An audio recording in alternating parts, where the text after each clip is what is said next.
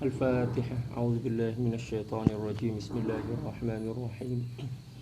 الحمد لله رب العالمين الرحمن الرحيم مالك يوم الدين إياك نعبد وإياك نستعين اهدنا الصراط المستقيم صراط الذين أنعمت عليهم غير المغضوب عليهم ولا الضالين آمين.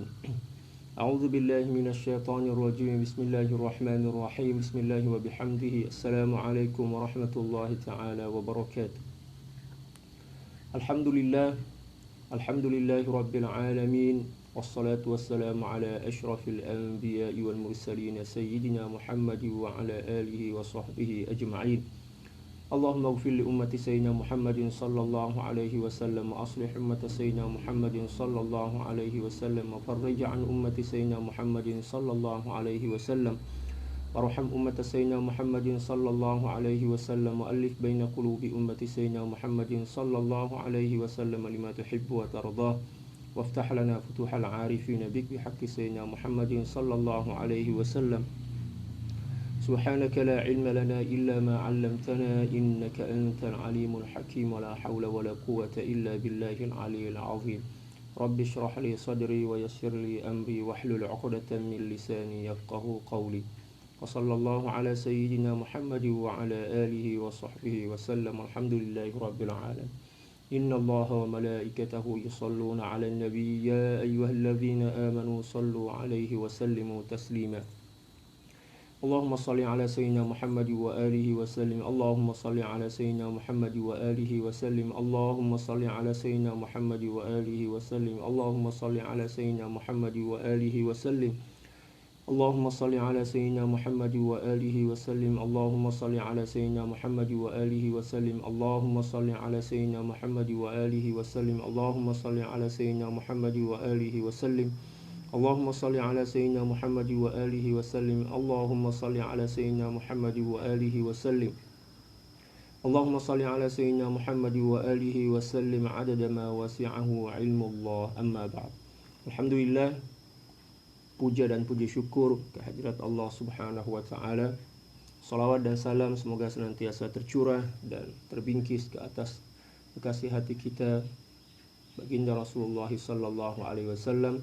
Demikian juga keluarga beliau, keluarga baginda sallallahu alaihi wasallam, para sahabat serta orang-orang yang senantiasa mengikuti jejak langkah beliau. Wassalawatullahi wassalamuhu alaika sayyidi ya Rasulullah. Para sahabat sekalian, insyaallah kita akan kembali meneruskan dan melanjutkan kajian dua kitab kita. Yang pertama adalah kitab Mi'rajut Tasyawuf ila Haqa'iqit Tasawuf, karangan daripada Sayyid Syekh Al-Imam Al-Alim Al-Allamah Ibni Ajibah radhiyallahu ta'ala anhu wa nafa'ana Allahu bih. Demikian juga kitab yang kedua adalah kitab yang dikarang oleh Sayyid Syekh Abdul Qadir Isa Al-Halabi radhiyallahu ta'ala anhu anil jami', yang bertajuk Haqa'iq Anit Tasawuf. Dan insyaallah kita akan memulakan dengan kitab yang kedua, yaitu karangan daripada Sayyid Syekh Abdul Qadir Isa Al-Halabi radhiyallahu ta'ala an, yang bertajuk Haqa'iq Anit Tasawuf. Pada muka surat 54 yang masih lagi menjelaskan tentang kepentingan bersuhbah atau berdampingan, bersahabat, membersamai seorang guru yang mursyid. Dan kali ini akan menakal daripada pendapat seorang yang faqih, seorang muhaddis, ulama besar, yaitu Al-Imam At-Tibi sahibu Hasyiatil Kasyaf. Qala radhiyallahu ta'ala anhu wa nafa'ana Allahu bi'ulumihi wa 'ulumi syuyukhihi wa syuyukhina wa jami'i awliya'illahi as-salihin fid dharain. Allahumma amin.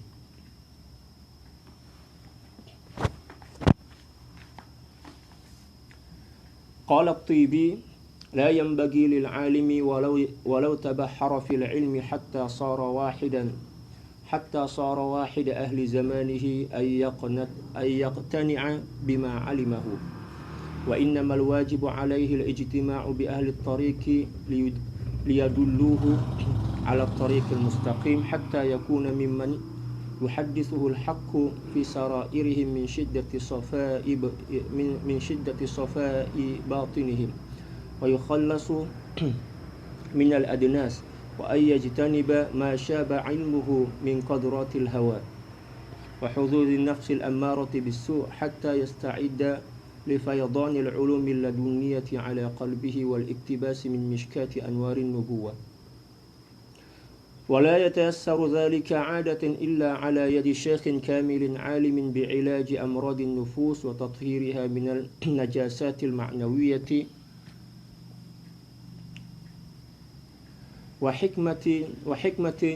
وحكمة معاملتها علما وذوقا ليخرجه من رعونات نفسه الأمارة بالسوء ودنائسها الخفية فقد أجمع أهل الطريق على وجوب اتخاذ الإنسان شيخا له يرشده إلى زوال تلك الصفات التي تمنعه من دخول حضرة الله بقلبه ليصح حضوره وخشوعه في سائر العبادات من باب ما لا يتم الواجب إلا به فهو واجب ولا شك أن علاج أمراض الباطن واجب فيجب على كل من غلبت عليه الأمراض أن يطبب شيخا يخرجه من كل ورطة وإن لم يجد في بلده أو إقليمه وجب عليه السفر إليه.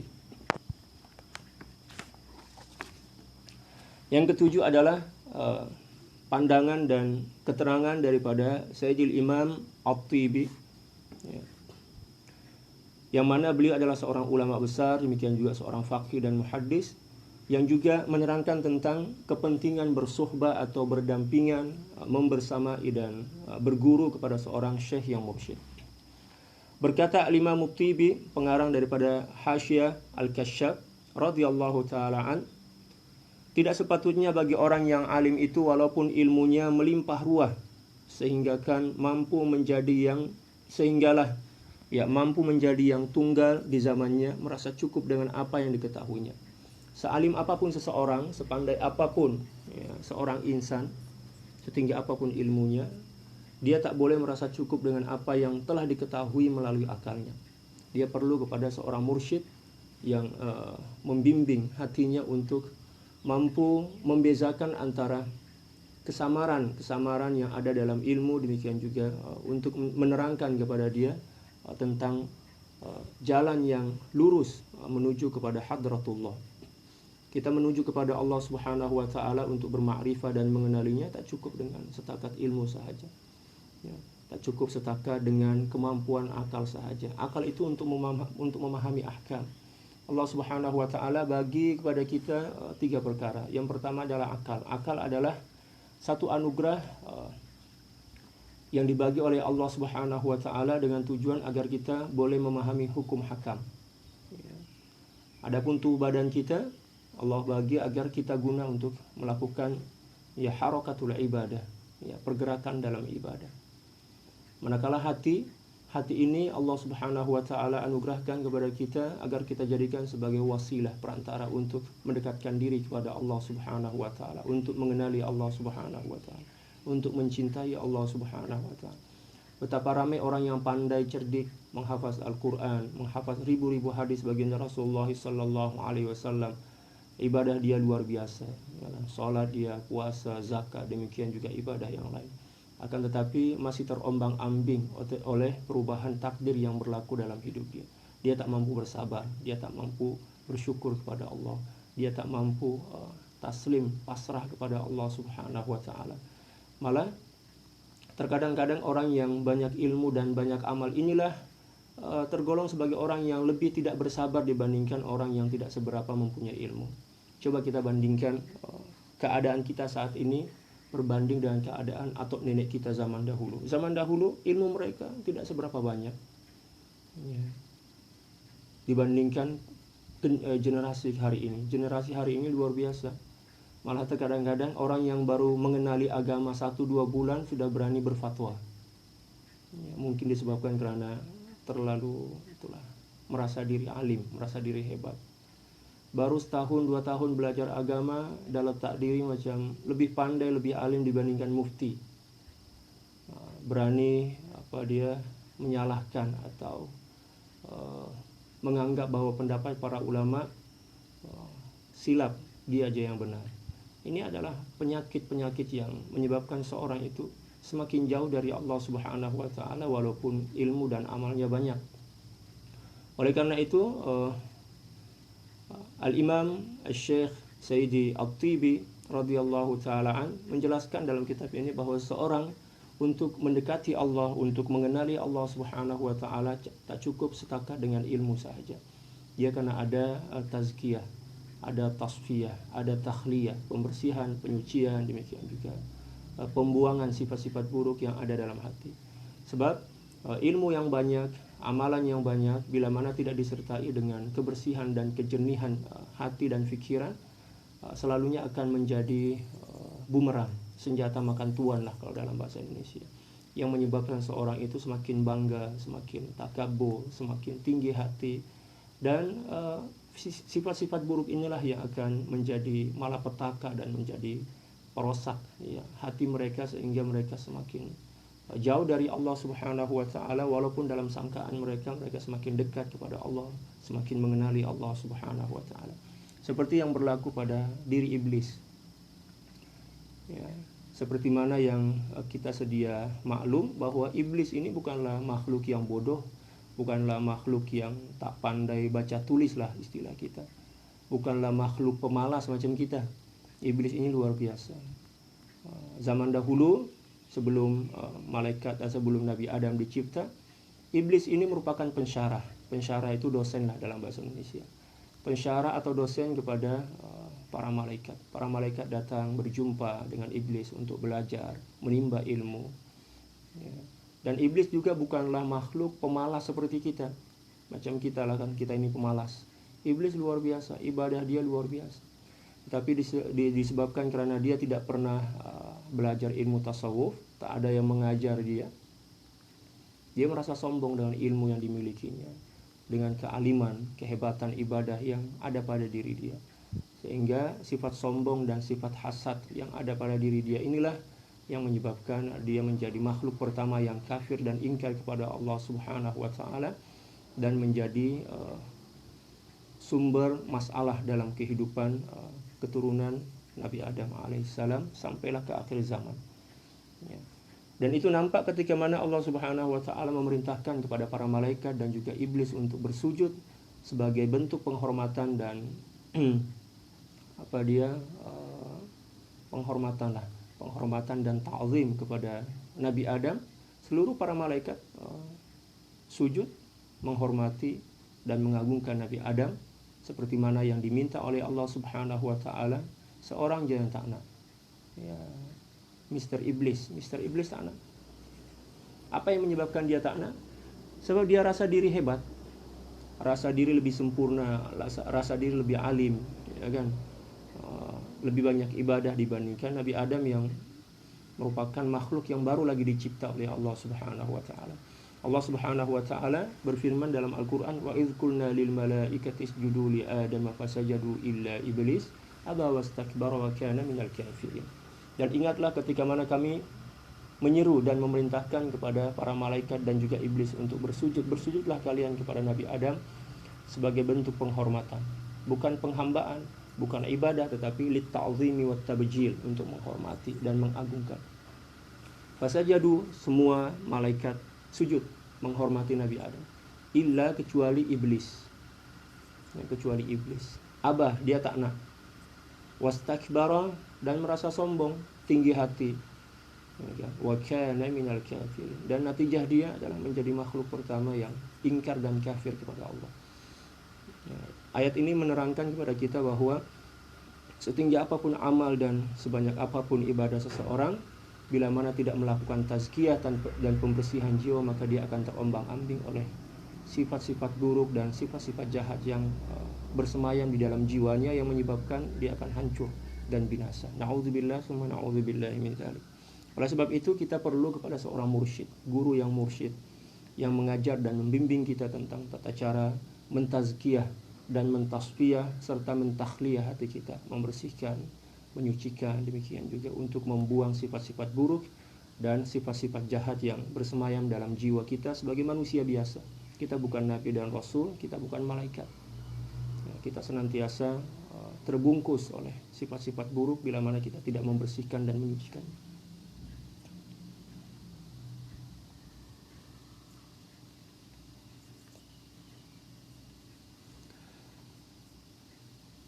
Walau bagaimana tinggi sekalipun wajib baginya berjumpa dengan ahli tarik. Ahli tarik maknanya seseorang yang pakar tentang perjalanan kerohanian, ya, tentang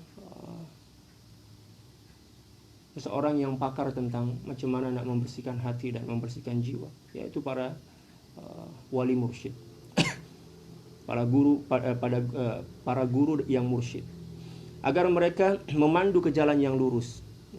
Batin mereka terlalu suci sehingga mereka termasuk dari golongan orang-orang yang ahli hak, berbicara dengan sarair, berbicara dengan sarair mereka.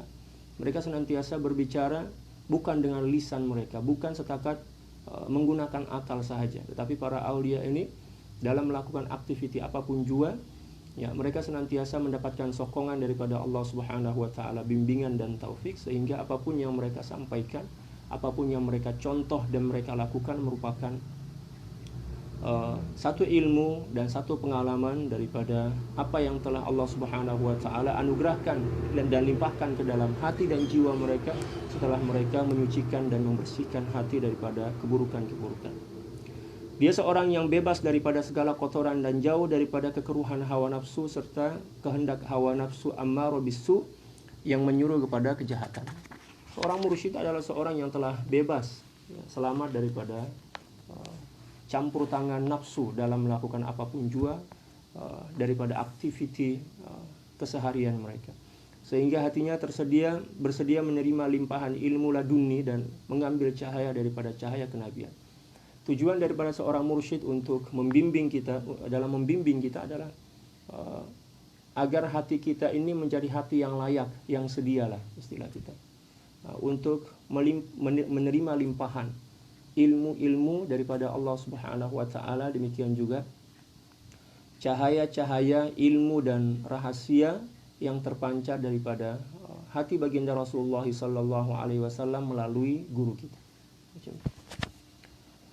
Menurut kebiasaan, perkara ini memang sukar, melainkan jika ditempuh melalui bimbingan syekh yang kamil, yang mengetahui kaedah-kaedah mengobati penyakit jiwa dan hati, menyucikannya daripada najis maknawi, serta mengetahui kebijaksanaan bermuamalah dengan penyakit tadi, termasuk secara ilmu dan juga zauqi. Jadi seorang mursyid yang perlu kita cari adalah seorang yang mempunyai ilmu yang luas dan juga mempunyai pengalaman tentang tata cara berinteraksi dengan nafsu. Dia mampu mengetahui kelemahan-kelemahan nafsu dan juga tata cara untuk menaklukkan, menundukkan dan juga membelenggu keinginan hawa nafsu dan kekuatannya agar tidak menjadi energi yang boleh menghancurkan umat manusia. Ia bertujuan mengeluarkannya daripada kebodohan nafsu ammarah bisu serta kotoran-kotoran yang berselindung di sebalik nafsu itu.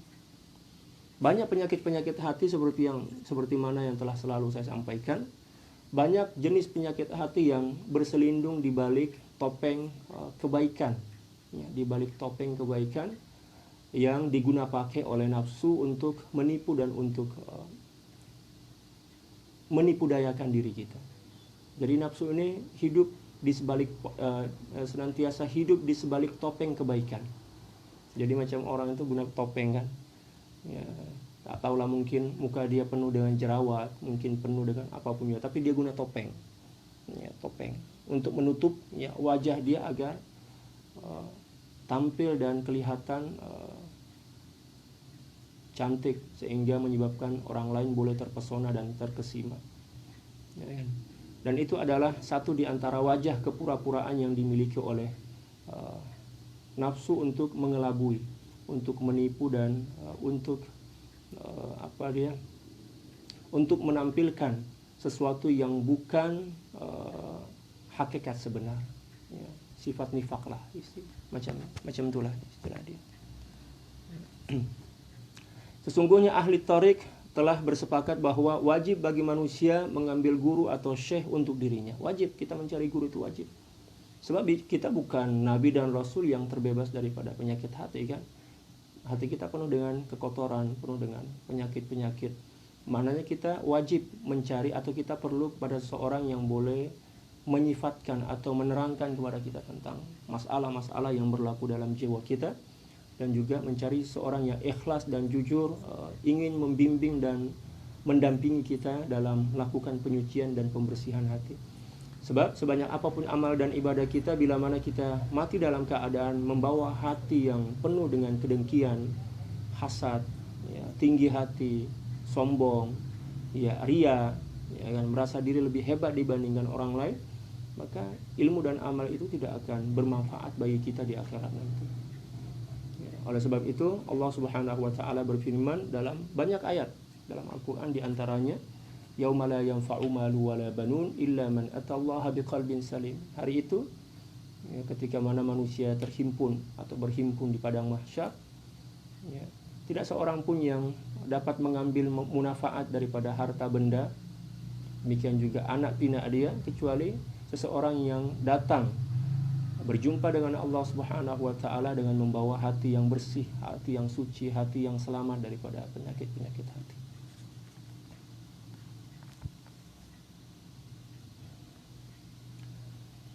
Demikian juga Sayyidil Imam Abul Hasan Asy-Syadzili radhiyallahu taala an pernah mengatakan, "Malam yataghalghal fi ilmina hadza mata musiran 'alal kaba'ir wa huwa la yashur."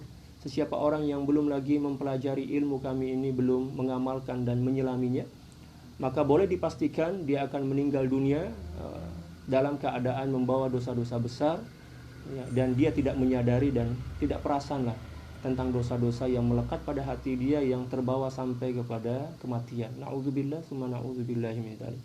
Oleh sebab itu wajib kita belajar ilmu tasawuf.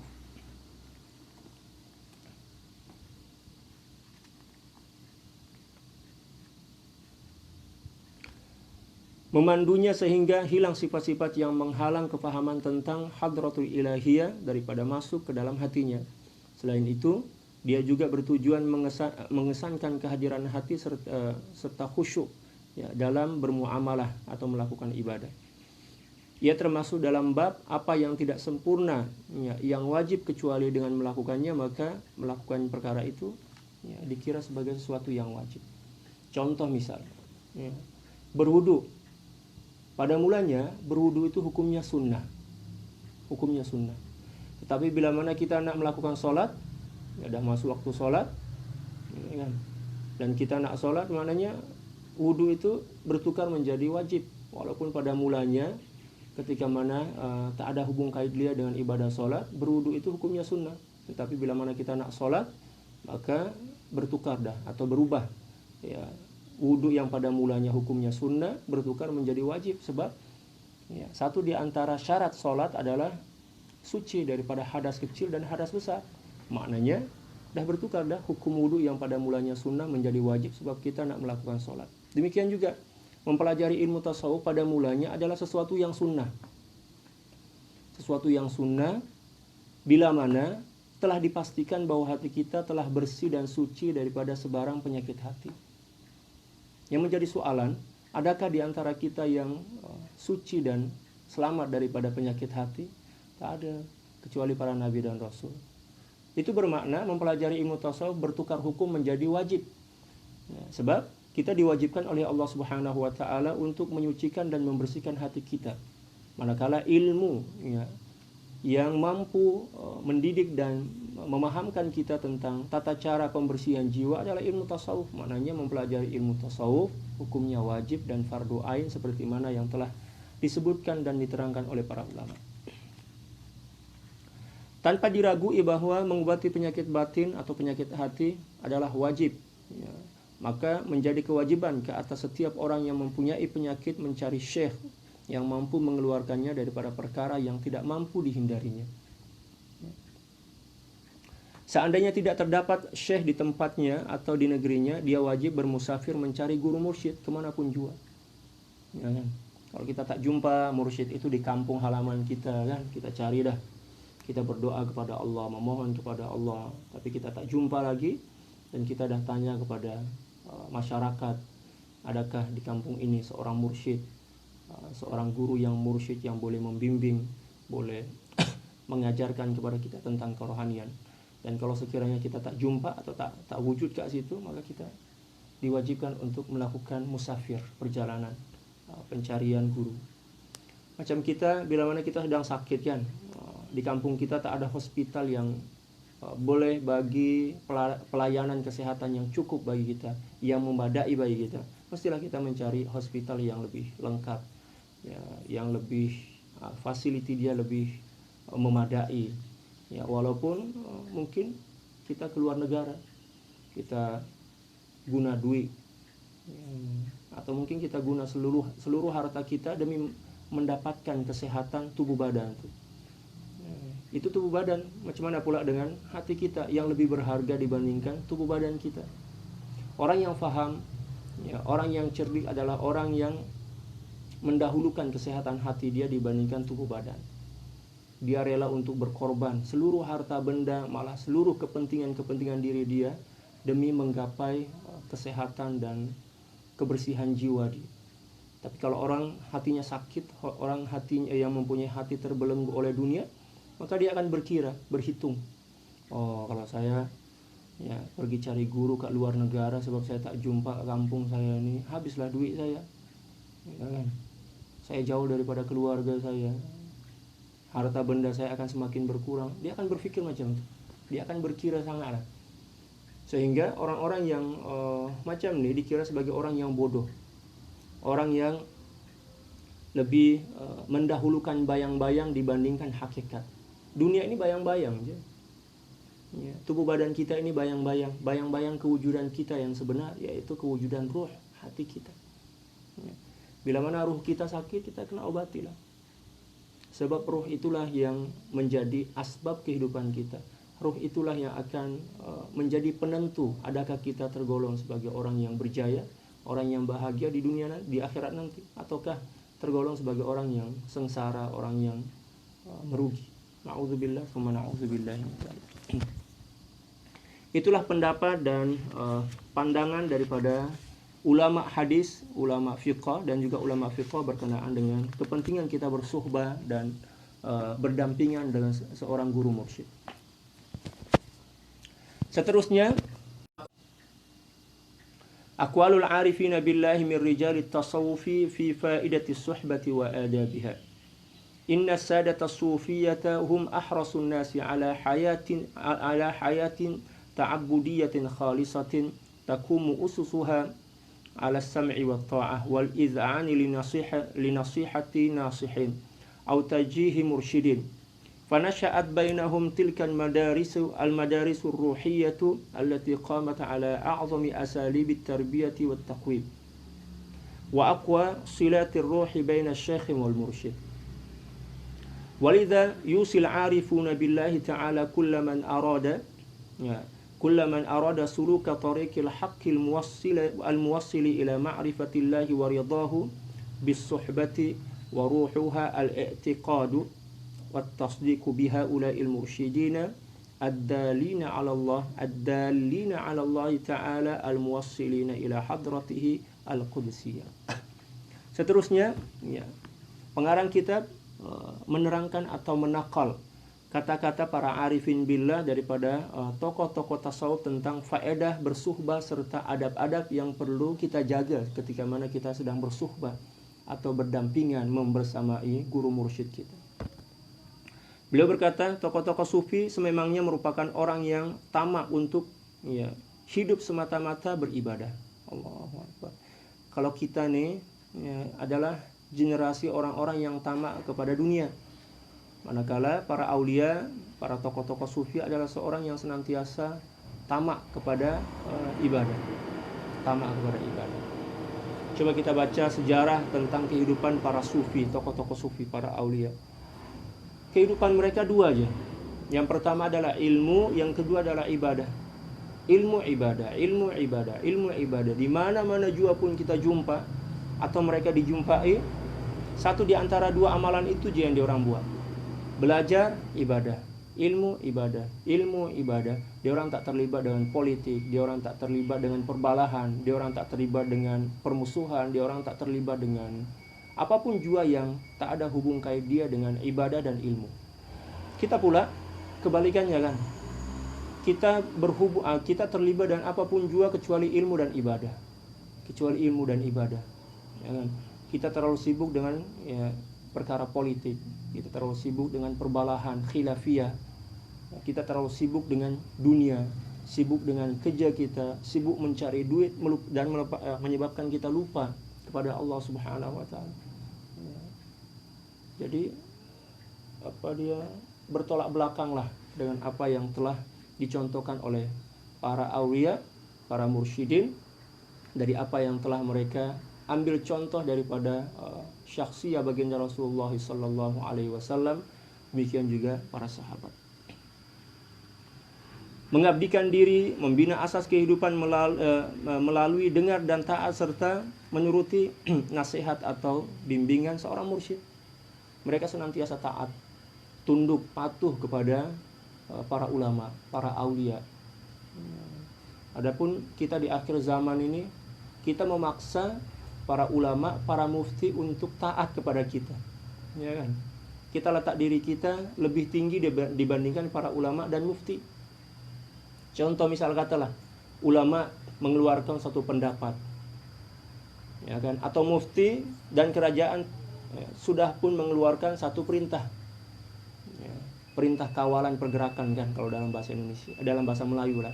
Tak boleh keluar rumah, tak boleh keluyuran kalau dalam bahasa Indonesia. Kalau di sini tak boleh merayau, merayau dan merayap, keluar rumah sana sini. Sebab apa? Ada musibah yang sedang menimpa kita, yang mana penularan dia cukup cepat, lajulah istilah kita. Kata para ulama, kata para mufti, oke, kalau macam itu tak payahlah sholat berjemaah di masjid untuk sementara masa. Nak sholat berjamaah tu buatlah kat rumah. Kat rumah pun boleh kan? Kat rumah pun boleh. Demikian juga untuk sementara masa tak payahlah nak sholat Jumat kat masjid. Sebab apa? Mudarat dia lebih besar. Ya kan, mudarat dia lebih besar. Ada pula orang yang tak seberapa paham tentang agama. Oh, tak boleh. Ya, inilah yang menyebabkan penyakit itu semakin menular. Sebab apa? Masjid kosong, ya kan? Surau kosong. Allahu Akbar. Ini orang yang tak ada ilmu cakap. Tengok, dia tak pernah pun belajar pondok, tak pernah pun belajar dia mengambil pengajian agama, tapi masya Allah, dia berani membantah, berani mempersalahkan para ulama dan mufti. Inilah jahil murakkab, dipanggil jahil murakkab. Ya kan? Bodoh dan tolol atau botol, macam itulah. Mana boleh kita membantah perkataan para ulama. Ulama itu adalah orang-orang yang cakap mengikut kepakaran mereka. Kita pula tak ada kepakaran. Wajib kita tunduk dan patuh kepada nasihat para ulama, para mufti, demikian juga kerajaan. Mereka lebih paham tentang keadaan kita saat ini. Kita pula suka-suka hati cakap, oh ulama ini tak betul, mufti ini tak betul, dia aja yang betul. Sehingga apa yang berlakulah apa yang berlaku kan. Semakin laju penyebaran daripada virus itu, sebab kita tak dengar cakap. Kita ini cakap berdasarkan kebodohan dan hawa nafsu. Manakala para ulama, para mufti, dia orang cakap itu setelah melakukan kajian, melakukan penelitian kalau dalam bahasa Indonesia. Dia orang ada tim khas bersinergi atau bersinergi itu maknanya samalah sinergi ya, bekerja samalah dengan kerajaan untuk membuat suatu kajian tentang apapun yang berlaku dalam apa yang berlaku pada saat ini. Kalau kita ini setakat tengok ke media sosial aja. Oleh sebab itu para ulama telah membuat banyak kaedah di antaranya darul mafasid ya muqaddamun atau aula min jalbil masalih, ya kan? Menghilangkan kemudaratan atau memelihara dan menjaga diri daripada kemudaratan itu lebih utama dibandingkan mencari munafaat. Kita nak mencari munafaat, sholat berjamaah, sholat Jumat di masjid, tetapi mudarat dia besar. Kita tinggalkanlah munafaat tuh, ya kan? Kita hindarkan diri kita daripada mafsadat, Ya, dan kita cari jalan lain untuk mendapatkan manfaat dengan cara yang tidak menimbulkan bahaya. Ya, sholat berjamaah kat rumah pun boleh. Ya, tapi orang yang jahil, orang yang tak seberapa paham tentang agama, yang mendakwa diri lebih pandai dibandingkan ulama dan para mufti, dia orang cakap sholat tuh kena kat masjid, sholat berjamaah kena kat masjid. Masjid lah, pergilah. Nanti bila mana dah terjangkit barulah ya, dia sadar tentang kebodohan dan ketidakfahaman tentang agama. Di Indonesia saya nampak, yang saya paham, yang saya tahu lah, ramai juga orang yang tak paham, malah terkadang-kadang orang yang dipanggil sebagai kaki tangan kerajaan juga lah kan.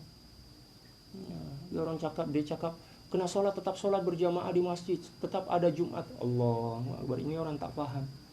Ya, kalau bukan kepakaran kita, tak payahlah kita cakap tentang sesuatu yang bukan kepakaran kita, sebab akan menimbulkan fitnah, dan itu dosa besar sebenarnya. Dosa besar lah itu. Ya, melawan apa dia perintah ulil amri, hukumnya dosa besar. Ya kan? Sebab tunduk dan patuh kepada ulil amri, demikian juga ulama, itu hukumnya wajib. Ya ayyuhalladzina amanu athi'ullaha wa athi'ur rasul wa ulil amri minkum. Hai orang-orang yang beriman, tunduk dan patuhlah kalian kepada Allah Subhanahu wa taala dan Rasulullah sallallahu alaihi wasallam. Dan ulama itu merupakan simbol kepada ketaatan kepada Allah Subhanahu wa taala dan Rasulullah sallallahu alaihi wasallam. Demikian juga para mufti. Ya, manakala kerajaan disimbolkan oleh Allah Subhanahu wa taala dalam ayat tadi dengan ulil amri minkum. Ya, para penguasa kerajaan. Oleh sebab itu, para sahabat kalian, kalau kita tak pakar, tak payahlah cakap tentang sesuatu yang bukan kepakaran kita. Senyap je lah, diam. Sebab bila mana kita paksa diri kita cakap juga, maka akan menjadi fitnah dan juga dosa besar lah. Baginda Rasulullah sallallahu alaihi wasallam bersabda dalam satu hadis, atau kama qala sallallahu alaihi wasallam, "Idza wusida al-amru ila ghairi ahlihi fantazir as-sa'ah." Bila mana suatu perkara itu diserahkan kepada seorang yang bukan pakar, maka tunggulah kehancuran akan berlaku. Dan itulah yang berlaku saat ini. Orang yang bukan pakar tentang kesehatan cakap tentang kesehatan. Orang yang bukan pakar tentang agama cakap tentang agama seolah-olahnya dia lagi pandai dibandingkan para ulama dan mufti. Nah, itu musibah malapetaka yang paling besar dalam kehidupan akhir zaman kita sekarang. Oleh yang demikian, wujud di antara mereka madrasah-madrasah rohani yang berlandaskan kepada asas kaedah tarbiyah terpenting dan kaedah ya membentuk individu terunggul. Ia juga berlandaskan kepada ikatan rohani yang kuat di antara syekh dan murid. Jadi semenjak dahulu madrasah-madrasah tasawuf itu telah wujud. Dan orang pertama yang membina ya, atau mengasas madrasah tasawuf itu adalah baginda Rasulullah SAW yang dikenali dengan istilah ahli suffah. Ya kan, golongan para sahabat yang tak kurang daripada 40 orang yang duduk di serambi. Sini orang panggil serambi. Ya, kalau dalam bahasa Indonesia emperan. Atau di kaki 5 lah, kaki 5 Masjid Nabawi. Baginda Rasulullah SAW buat satu rumah khas di serambi Masjid Nabawi sebagai atau menjadi tempat tinggal para sahabat ahli suffah. Baginda Rasulullah SAW yang urus seluruh keperluan mereka, makanan mereka, minuman mereka, pakaian mereka. Ahli suffah ini tugasan mereka setakat belajar dan ibadah. Bila mana ada seruan untuk berjihad, barulah dia orang ikut berjihad. Dia orang tak ada modal nak niaga, dia orang tak ada istri, tak ada rumah, ya kan. Dan serambi Masjid Nabawi pada masa itu telah bertukar atau berubah menjadi madrasah ahli suffah. Daripada madrasah ahli suffah inilah para ulama meneruskan tradisi mondok atau belajar kat pondok dari generasi kepada generasi sampailah kehidupan kita saat ini. Jadi kalau ada orang cakap istilah atau kaedah pondok itu tak ada di zaman baginda Rasulullah, itu tipu, itu dusta. Maknanya dia tak paham lah tentang sejarah. Sebab dalam sejarah orang pertama yang mengasas madrasah itu adalah baginda Rasulullah SAW. Tapi pada masa itu memang nama dia bukan madrasah lah, sebab tak perlu lagi kepada istilah madrasah. madrasah itu setakat istilah aja. Istilah boleh berbeza tetapi nilai dan maksud itu sama aja sebenarnya. Jadi madrasah pertama yang dibina diasas oleh baginda Rasulullah SAW adalah madrasah ya ahli sufa. Daripada madrasah ahli sufa inilah berkembang sistem atau manhaj tarbiyah ruhiyah dari generasi ke generasi. Sehingga di zaman Sidi Syekh Abdul Qadir Al-Jilani hidup atau hayat, beliau juga mengasas satu madrasah tasawuf atau madrasah kerohanian yang dipanggil ya Al-Qadiriyah, tarekat. Sekarang istilah madrasah di zaman baginda Rasulullah atau istilah zawiyah di zaman baginda Rasulullah SAW sekarang dipanggil dengan nama tarekat. Tarekat itu madrasah sebenarnya. Ya, tarekat adalah satu madrasah yang menjadi pusat tempat kita belajar tentang tauhid, tentang syariat dan juga tentang tasawuf. Ya, adakah tarekat mengajarkan menyembah berhala? Tak ada. Adakah tarekat yang mengajarkan kita tentang politik? Tak ada. Adakah tarekat yang mengajarkan kita tentang permusuhan? Tak ada. Malah tarekat itulah yang mengajarkan kita tentang persatuan. Kalau ada tarekat yang mengajarkan tentang permusuhan, itu bukan tarekat yang sebenar. Itu tipu-tipu, itu penipu. Sebab dari sepanjang sejarah ya, madrasah tasawuf atau dipanggil tarekat itu adalah madrasah yang senantiasa membimbing masyarakat menuju kepada Allah Subhanahu wa taala melalui jalan syariat. Tapi di akhir zaman ini, bila mana masyarakat kita dengar istilah tarekat tuh terus pening kepala dia. Rambut dia macam tuh berdiri semua. Iya kan? Bid'ah, syirik, ya Allah. Orang yang suka atau mudah cakap macam itu orang yang tak berilmu. Bacalah sejarah dulu. Jangan suka-suka hati nak cakap sesuatu yang bukan kepakaran kita. Belajarlah dulu, baca sejarah kan. Baca kitab-kitab para ulama. Bacalah kitab fiqh, bacalah kitab tafsir, bacalah kitab hadis, ya kan. Banyak belajar dulu lah. Lepas itu barulah kita cakap. Ini pula kalau dalam bahasa Indonesia tong kosong berbunyi nyaring.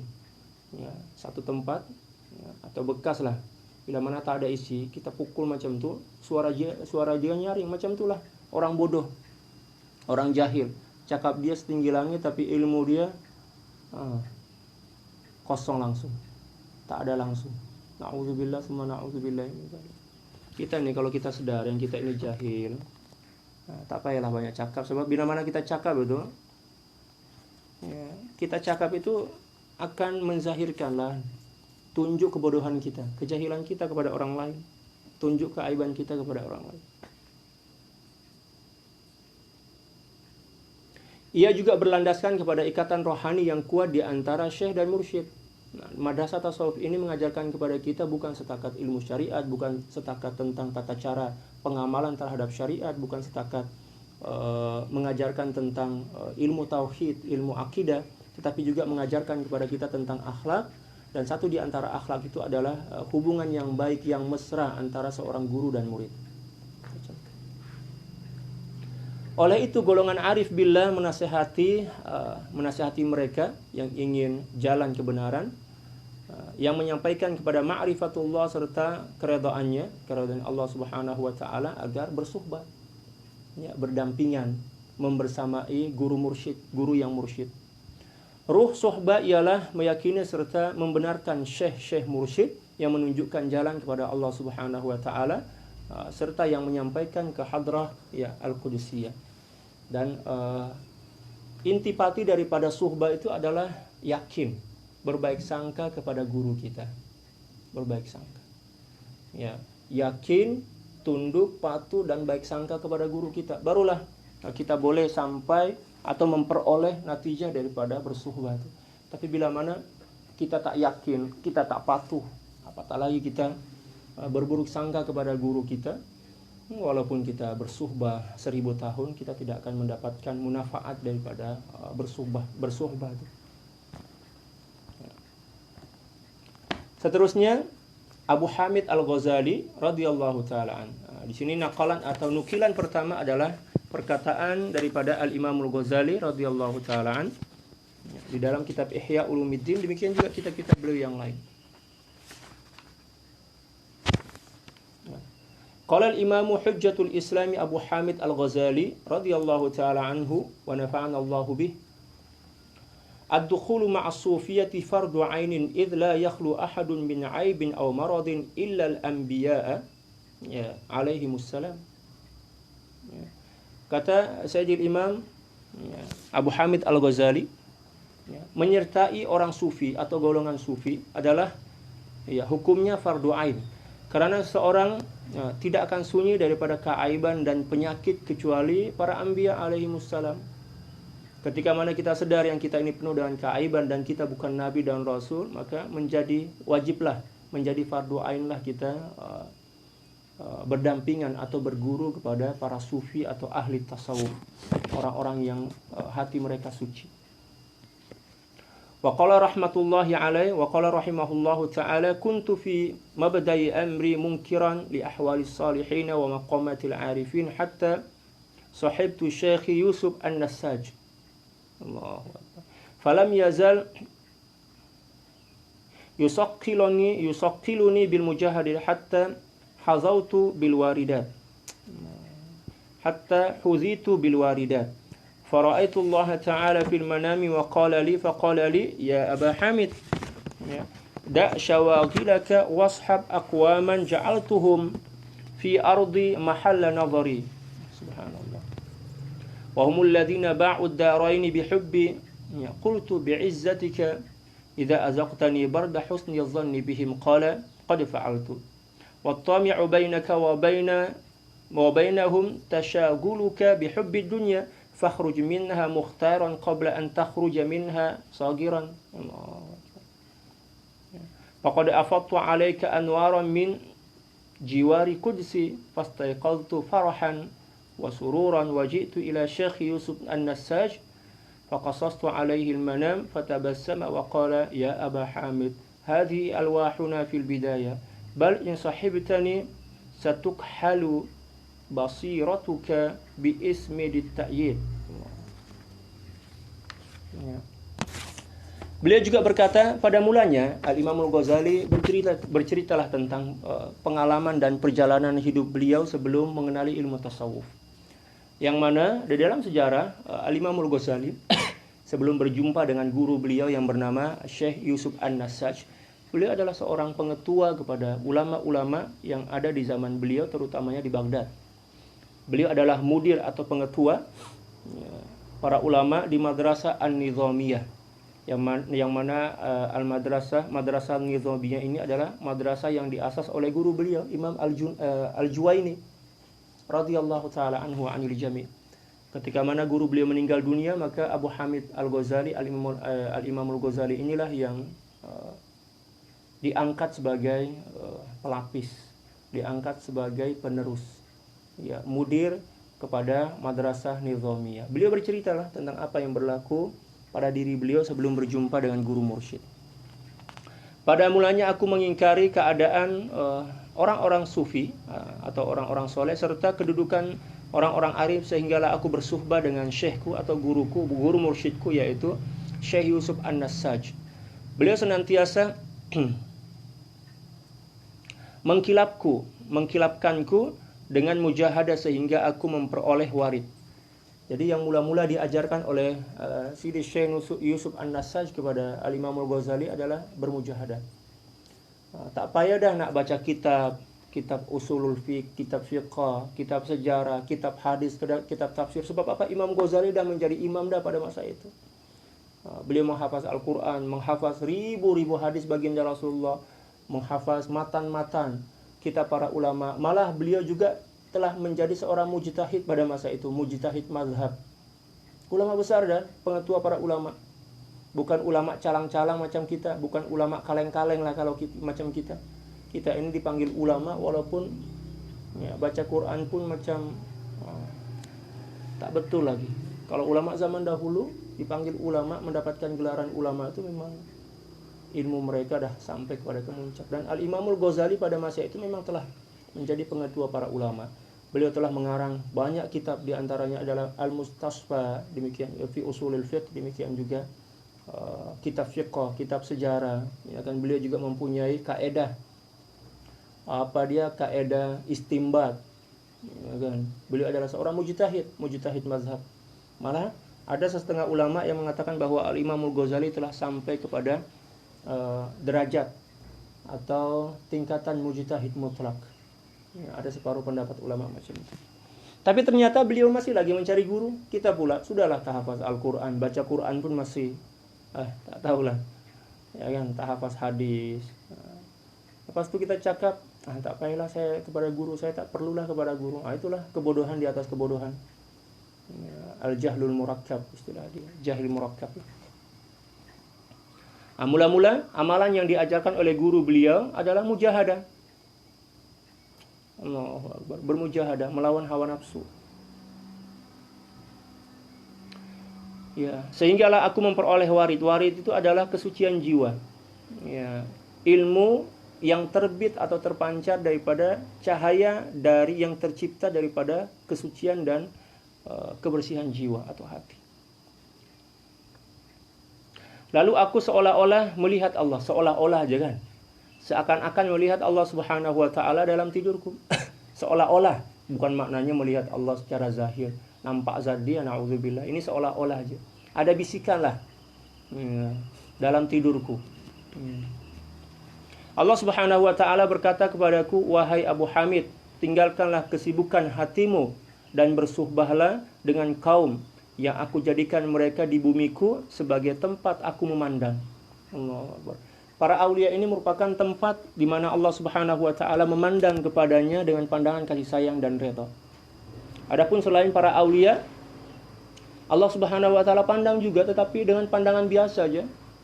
Ya, dengan pandangan biasa atau pandangan kemurkaan kepada seluruh apapun yang durhaka kepada Allah Subhanahu wa taala. Adapun para aulia, Allah Subhanahu wa taala senantiasa memandang kepada mereka dengan pandangan kasih sayang dan redha. Mereka adalah orang-orang yang menjual dunia dan akhirat demi cintaku. Itu satu di antara tanda atau syarat nak menjadi para arifin billah, para aulia. Ya kan? Menjual dunia dan akhirat kita demi cinta kepada Allah. Maksudnya apa? Jangan memandang kepada dunia dan akhirat, jangan menjadikan dunia dan akhirat sebagai tujuan dalam melakukan ibadah. Tetapi jadikanlah Allah Subhanahu wa taala sebagai tujuan dan matlamat dalam melakukan apapun jua daripada jenis ibadah yang kita lakukan di dunia ini. Seperti mana yang telah diperintahkan oleh Allah Subhanahu wa taala, "Wa ma umiru illa liya'budullaha mukhlishina lahud-din hunafa." Kalau kita ini kebalikannya, menjual agama untuk mendapatkan dunia. Allahu Akbar.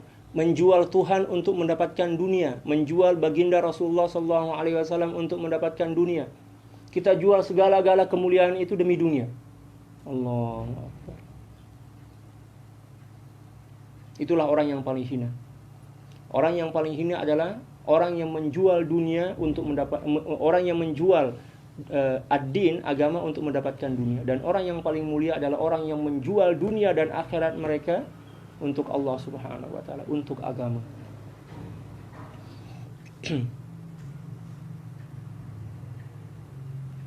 Demi keagunganku, kata Allah Subhanahu wa taala, aku tidak akan mengecapinya jika aku tidak akan mengecapinya jika engkau tidak memberikan diriku dengan ketenangan terbaik. Ya, berbaik sangka.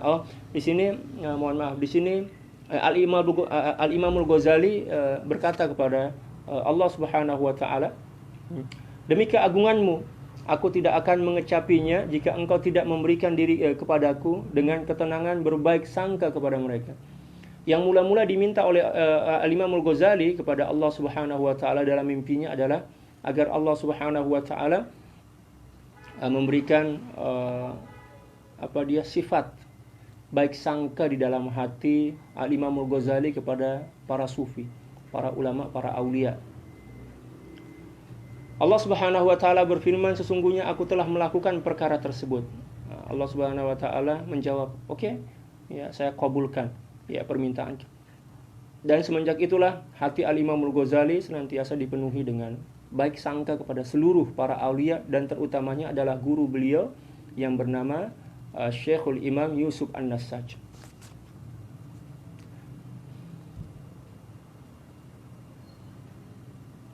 Pemutus di antara kamu dan mereka ialah kesibukanmu mencintai dunia. Dan yang menyebabkan hubungan hati seorang murid dengan guru dia terputus adalah ketika mana murid itu cinta kepada dunia. Mengikut kadar kecintaan seorang murid kepada dunia, maka keterputusan hubungan hati dengan guru dia macam itu juga. Kalau semisal hati dia bersih 100% daripada dunia, maka kekuatan cinta atau hubungan cinta antara dia dengan gurunya 100%. Tapi bila mana 50-50, misal 30% atau 50% cinta kepada dunia, 50% cinta kepada guru dia, maknanya terputuslah tuh. Maka keluarlah daripadanya dengan pilihanmu sendiri. Ya, sebelum kamu keluar daripada keadaan yang terhina. Sebelum kamu keluar dalam keadaan yang terhina. Maksudnya, buanglah semua dunia yang ada dalam hatimu sebelum kamu meninggal dunia dengan membawa sesuatu yang hina, yaitu cinta kepada dunia. Alhamdulillah. Kita diajarkan untuk membuang sifat dan rasa cinta kepada dunia, bukan bermakna kita dilarang untuk menjadi orang kaya. Ya, tetaplah kalau nak menjadi orang kaya tak ada masalah pun. Tapi jadilah orang kaya yang tidak meletakkan dunia di dalam hati. Letaklah dunia itu dalam genggaman. Ya, kalau boleh jadilah kita semua orang kaya, tetapi orang kaya yang tidak meletakkan kekayaan dalam hati. Orang kaya yang bersyukur. Sebab dengan adanya kekayaan kita boleh melakukan banyak jenis ibadah yang tidak boleh kita lakukan kecuali dengan adanya kekayaan. Misal katalah nak berumroh, nak berhaji, nak infak, sedekah, wakaf dan lain sebagainya, kan? Ya, tapi dengan syarat jangan letak kat dunia. Kalau kita ingin keluar daripada dunia ini dengan kemuliaan, maka buanglah dunia daripada hati. Tapi bila mana seorang ingin keluar daripada dunia ini dengan kehinaan, maka cintailah dunia. Sesungguhnya telah kulimpahkan cahaya dari samping kudusku. Maknanya semenjak itulah Allah Subhanahu wa taala melimpahkan hati Al-Imam Al-Ghazali dengan cahaya takwa, cahaya iman, cahaya ma'rifah ke dalam jiwa beliau. Tiba-tiba dalam keadaan gembira aku terjaga dari tidur. Selepas itu aku pergi berjumpa dengan syekhku, dengan mursyidku. Yang mula-mula dijumpai adalah mursyid. Kalau kita kan yang mula-mula kita jumpai apa? Penjual nasi kerabu, penjual nasi lemak, ya kan? Kawan kita lepak-lepak dulu. Lepas itu barulah jumpa dengan guru. Itu tak betul lah. Kita ada benda-benda yang macam tu, benda yang pelik macam tu, yang mula-mula kita jumpa adalah guru, karena guru itu adalah segala-galanya. Banyak adab berguru yang perlu kita faham agar kita mendapatkan natijah dan sampai kepada matlamat bersuhbah atau berguru. Ya. Lalu aku ceritakan mimpi itu kepada beliau. Beliau tersenyum sambil berkata, "Wahai Abu Hamid, ini adalah bentangan kami yang lahir pada permulaannya." Maksudnya, wahai Abu Hamid, wahai Imam Ghazali, wahai Ghazali, apa yang kamu nampak dalam mimpi, apa yang kamu kecapi dalam jiwa, itu baru setakat kulit-kulit je tu, tak seberapa lagi tu. Itu baru setakat perkenalan je, ya kan? Walaupun baru setakat perkenalan je, muqaddimah je, tapi luar biasa dah. Kesan dia luar biasa, kan?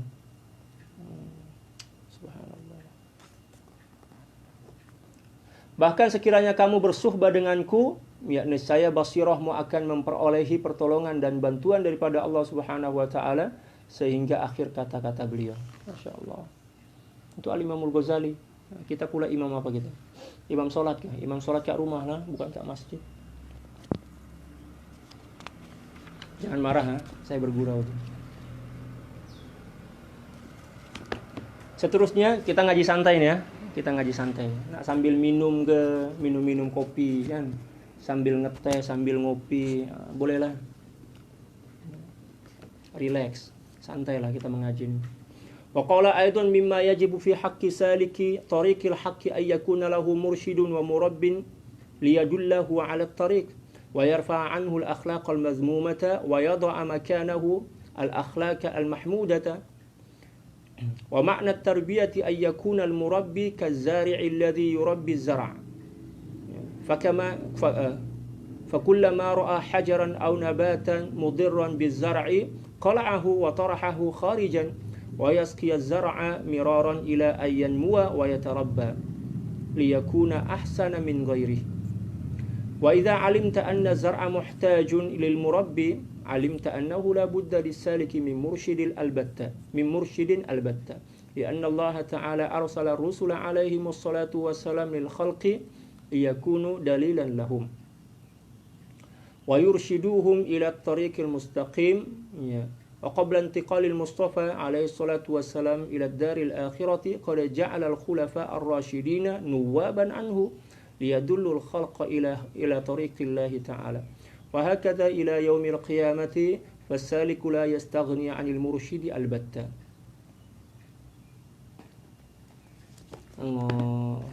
Radhiyallahu ta'ala.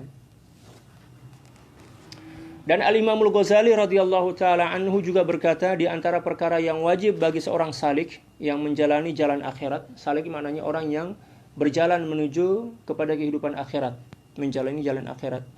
Nah, jalan kebenaran ialah ia hendaknya mempunyai seorang mursyid murabbi bertujuan memandunya ke jalan yang lurus, menghilangkan tabiat keji dan jahat dan menggantikannya dengan akhlak yang terpuji. Maka tarbiyah ialah seseorang makna tarbiyah ialah seseorang murabbi hendaklah menjadi seperti petani lah dalam istilah kita, petani az-zari', ya, pekebun yang menjaga tanaman. Jadi seorang mursyid murabbi itu macam petani, pekebun, ya, macam kita lah pekebun getah macam itulah. Ya, sebaik sahaja melihat penghalang atau pokok lain yang boleh merosakkan tanaman tersebut, dia akan mencabut dan mencampakkannya ke tepi. Nah, macam itulah kita bercocok tanam kan. Kita tanam sayur misal, ada sini orang panggil dalam bahasa Indonesia ilalang, di sini sama kok, alang-alang ke ilalang. Ya, maka kita kena bersihkan. Ada rumput-rumput yang boleh merosakkan tanaman sayur kita cabutlah, kita buang, kita tepikan kan. Demikian juga seorang mursyid. Ya, kepada murid dia ada benda-benda yang tak elok yang menyebabkan hati seorang murid itu tawakuf, tak boleh meneruskan perjalanan kerohanian dia, maka dia akan cabut. Dia akan bagi nasihat kepada murid dia, oh wahai muridku, kena buang ya penghalang-penghalang itu, bersihkan hatimu, tetap fokus kepada Allah Subhanahu wa taala, tawajjuh ila Allah bisidq wal ikhlas, macam itu kan. Dan senantiasa menyiraminya sehingga subur dan terjaga. Senantiasa disiram dengan nasihat, disiram dengan doa, kan?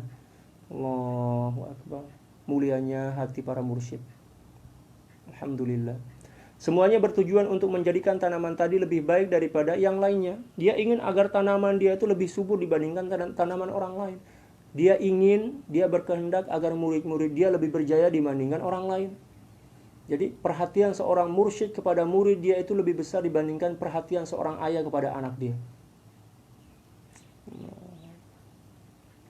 Sebab perhatian seorang mursyid itu bukan setakat berkenaan dengan kebahagiaan kehidupan dunia, malah yang lebih adalah kebahagiaan kehidupan akhirat. Adapun ayah dan ibu selalunya hanya mengharapkan separuh jenis ayah dan ibu.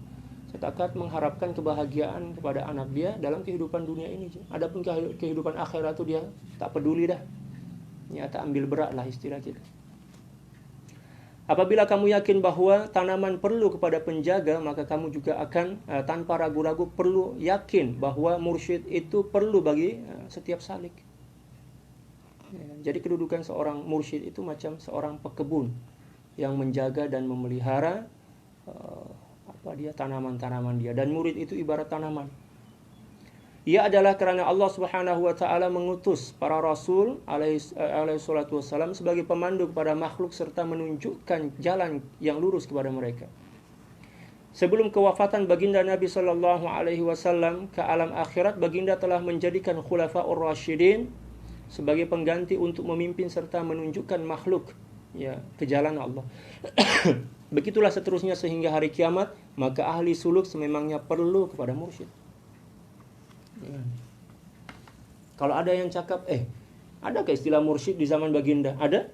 Khulafaur rasyidin itu adalah pengganti kepada baginda Rasulullah SAW yang kedudukan mereka sebagai mursyid kepada para sahabat yang lain. Demikian juga para tabi'in, para tabi'in, di golongan para tabi'in ada Sayyidina Hasan al-Basri, ya kan? Nah, demikian juga golongan tabi'in. Banyaklah, setiap generasi itu ada golongan para mursyid yang telah dipilih oleh Allah Subhanahu wa taala untuk meneruskan wazifah atau tugasan baginda Rasulullah sallallahu alaihi wasallam sebagai pembimbing dan penyelamat umat. Wa yaqulu al-Imam al-Ghazali radhiyallahu taala anhu, inna Allah azza wa jalla idza arada bi 'abdin khairan bassarahu bi 'uyubi nafsihi faman kanat basiratuhu nafidhatan lam takhfa 'alayhi 'uyubuhu fa idza 'arafa al-'uyuba amkanahu al-'ilaj walakin akthar al-khalqi jahiluna bi 'uyubi anfusihim yara ahadahum al-qadha fi 'aini akhihi wala yara Allahu akbar wala yara al-jaz'a fi 'aini nafsihi faman arada an ya'rifa 'uyuba nafsihi falahu arba'atu turuq awalan ay yajlisa baina yaday shaykhin yusiru shaykhin basirin bi 'uyubi nafsi muttali'in 'ala khafaya al-afat wa yuhakkimahu fi nafsihi wa yattabi'u irsyadatihi fi mujahadatihi wa hadha sya'nul muridi ma' shaykhihi wat tilmizi ma'a ustazihi fa yu'arrifuhu ustazuhu wa shaykhuhu 'uyuba nafsihi wa yu'arrifuhu tariqa 'ilajiha ila akhirih. Seterusnya kata Sayyidil Imam Al-Ghazali radhiyallahu taala anhu wa nafa'ana Allahu bihi wa bi 'ulumihi fid dharain Allahumma amin. Di antara kata-kata beliau, tidak syak lagi bagi murid berhajat kepada mursyid untuk diteladani supaya dia menunjukkannya kepada jalan yang lurus. Sesungguhnya jalan agama itu sukar sedangkan jalan syaitan itu banyak lagi nyata. Tanpa diragui, barang siapa yang tidak mempunyai syekh, syaitan akan memandu mereka ke jalannya.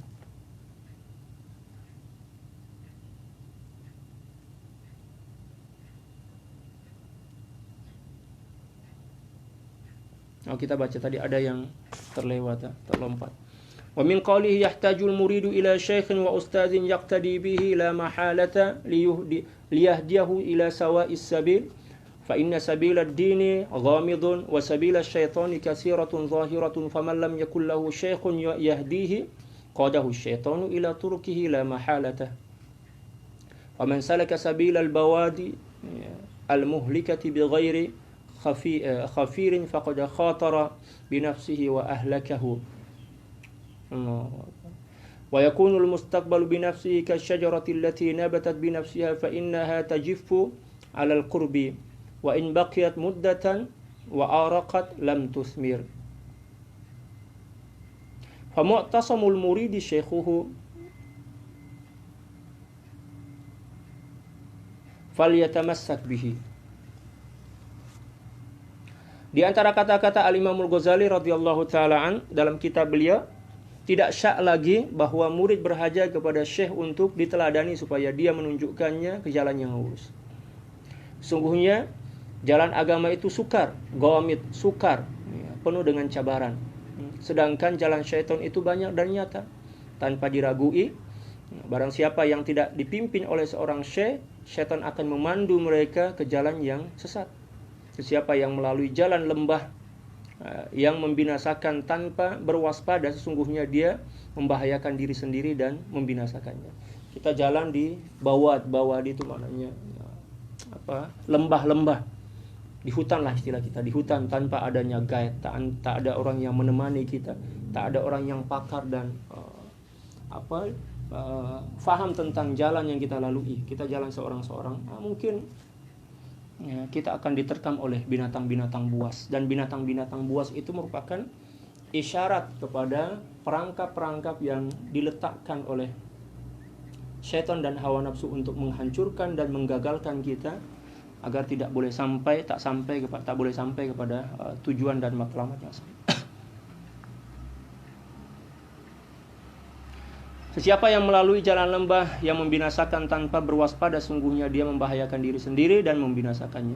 Dia akan duduk bersendirian umpama pokok yang tumbuh sendiri tanpa ditanam, yang sekejap saja akan kering dan layu. Macam pokok yang terbiar macam itu kan. Mungkin dia akan tumbuh tapi tak kokoh lah, sebab tak tertanam, tak ditanam dengan kedalaman yang cukup kan. Ya, mungkin ada angin sedikit jatuh, atau mungkin kurang disiram, kurang dijaga kan. Ada binatang-binatang yang merosaknya. Ya kan, ada hama-hama lah istilah kita. Sekalipun mampu hidup buat seketika dan berdaun, dia tidak akan mengeluarkan buah. Oleh itu, tempat bergantung murid ya, dalam pentarbiyahan ialah syekhnya, maka berpegang teguhlah kepadanya. Contohlah, di tengah hutan misal, ya, ada pokok mangga yang tumbuh, tapi pokok mangga yang tumbuh ini bukan disebabkan karena ditanam, mungkin dibawa oleh binatang tertentu atau burung lah atau apalah. Ya, dibawa biji, dia pergi mencuri mangga ke kebun orang, lalu biji mangga itu dia bawalah ke hutan, lalu dia buang, di letak macam itu, tumbuhlah mangga itu kan. Tapi tengoklah bila mana mangga itu besar, ya, kehidupan dia tak seberapa sempurna. Demikian juga kalau sekiranya berbuah pun buah dia tak elok lah, ya, tak manis. Al-Imam Al-Ghazali radhiyallahu taala anhu juga berkata, sesungguhnya apabila Allah Subhanahu wa taala menginginkan kebaikan kepada seorang hamba, dia akan memperlihatkan hamba tersebut tentang keaiban dirinya sendiri. Nah, ini tanda bila mana Allah Subhanahu wa taala sedang memanggil kita untuk dekat dan rapat kepadanya. Satu di antara tanda dia adalah Allah Subhanahu wa taala membukakan seluruh keaiban-keaiban yang tersembunyi dalam hati kita. Kepada diri kita sendirilah kan. Allah Subhanahu wa taala bagi nampak yang kita ini pemarah, yang kita ini kurang sabar, yang kita ini cepat merajuk, ya kan. Malah terkadang-kadang benda atau perkara-perkara yang sepatutnya menggembirakan hati kita, kenapa pula kita merajuk? Nah, itu tanda yang kita ini sedang sakit teruk lah, ya, sakit kronis. Kalau dalam bahasa Indonesia kronis penyakit kita itu, kalau sini kronik, itu kan. Kalau bahasa Melayu kronik. Nah, demikian juga tak puas hati dengan ketetapan Allah, kita dah mulai sadar, oh ya Allah, kenapa pula saya macam ni? Ya, kenapa saya tak boleh redha, tak boleh bersabar? Kenapa pula saya cepat merajuk, cepat marah? Oh, geramnya. Nah, mulalah. Itu tanda bahwa Allah Subhanahu wa taala sedang menginginkan kedekatan kita. Ya, sebab satu di antara tanda, kata beliau, tanda yang Allah Subhanahu wa taala menginginkan kita menjadi orang yang istimewa dan mulia di sisinya adalah basarahu bi'uyubi nafsihi. Allah Subhanahu wa taala memperlihatkan seluruh keaiban-keaiban diri kita. Ya. Siapa yang kuat basirahnya, keaiban tidak akan tersembunyi kepada dirinya. Bila mana cahaya hati kita ini daripada ilmu dan ibadah serta ketauhidan yang kuat kepada Allah Subhanahu wa taala telah menerangi hati kita, maka seluruh keaiban itu akan nampak. Ya, walaupun keaiban itu berselindung atau bersembunyi di sebalik topeng nafsu. Nah, topeng nafsu lah kita guna istilah, topeng nafsu. Akan nampak seluruhnya. Apabila dia mengenali keaiban, dia akan mudah mengobatinya. Ya.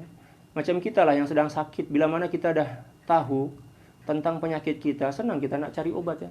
Tapi bila mana kita tak faham, kita tak mengenali penyakit apa yang sedang mendera diri kita, maka kita tak boleh nak cari obat yang sesuai lah kan. Malah takut-takut nanti kita makan obat yang menurut sangkaan kita boleh mengobati penyakit yang belum kita ketahui, malah akan menyebabkan penyakit itu semakin menjadi-jadi kan.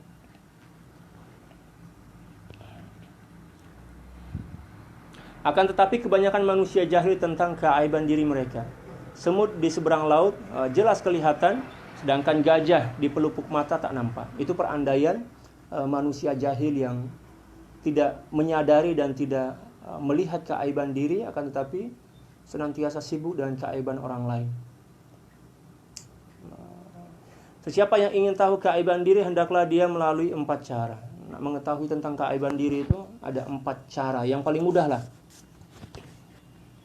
Yang pertama, hendaklah bertemu dengan syekh yang mengetahui keaiban jiwa. Datang jumpa dengan dokter hati. Siapa dia? Syekh lah. Mursyid datang, jumpa. Syekh tolong scan dulu. Scanlah dulu penyakit-penyakit hati. Saya bagi tahulah penyakit-penyakit hati saya apa. Penyakit saya apa ini. saya teringin sangat nak sembuh daripada penyakit ini.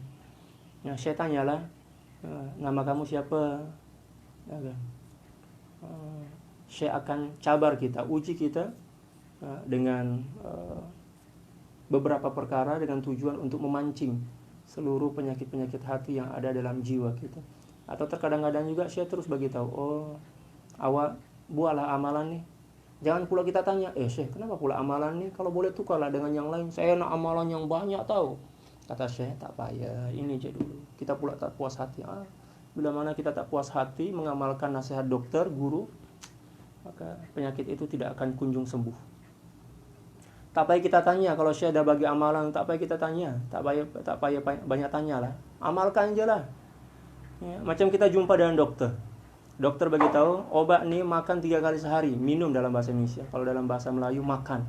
Makan obat ni 3 kali sehari. Kita pula komplain. Dokter, kenapa setakat 3 kali je? Ya, boleh tak saya makan 5 kali sehari? Agar saya cepat sembuh, lekas sembuh. Semakin teruklah penyakit. Ya, dengar, terima, amalkan, jalankan. Sebab dokter itu adalah orang yang pakar. Itu yang pertama. Hendaklah bertemu dengan syekh yang mengetahui tentang keaiban jiwa. Yang kedua tu pula, ya, mengetahui dan mahir tentang perkara-perkara kecil yang membinasakan. Jumpa dengan syekh, ya, yang mengetahui dan mahir tentang perkara-perkara kecil yang membinasakan. Yang mana ketajaman kerohanian dia itu mampu mengesan penyakit-penyakit yang tersembunyi di sebalik topeng nafsu. Demikian juga menjadi hakim terhadap diri murid. Carilah guru yang dia menjadi hakim, yang mana bijaksana lah dalam bagi nasihat dan tunjuk ajar kepada guru dia, kepada murid dia. Mengikuti isyarat syekh dalam bermujahadah melawan nafsu. Inilah 4 cara yang kita kena amalkan bila mana kita nak mengetahui dan mengenali keaiban-keaiban diri kita. Beginilah keadaan murid bersama syekhnya dan pelajar bersama gurunya. Syekh dan guru memberitahu tentang keaiban diri anak muridnya serta jalan mengobati keaiban tadi. Sehingga akhir kata-kata Al-Imamul Ghazali radhiyallahu taala anhu wa nafa'ana Allahu bih.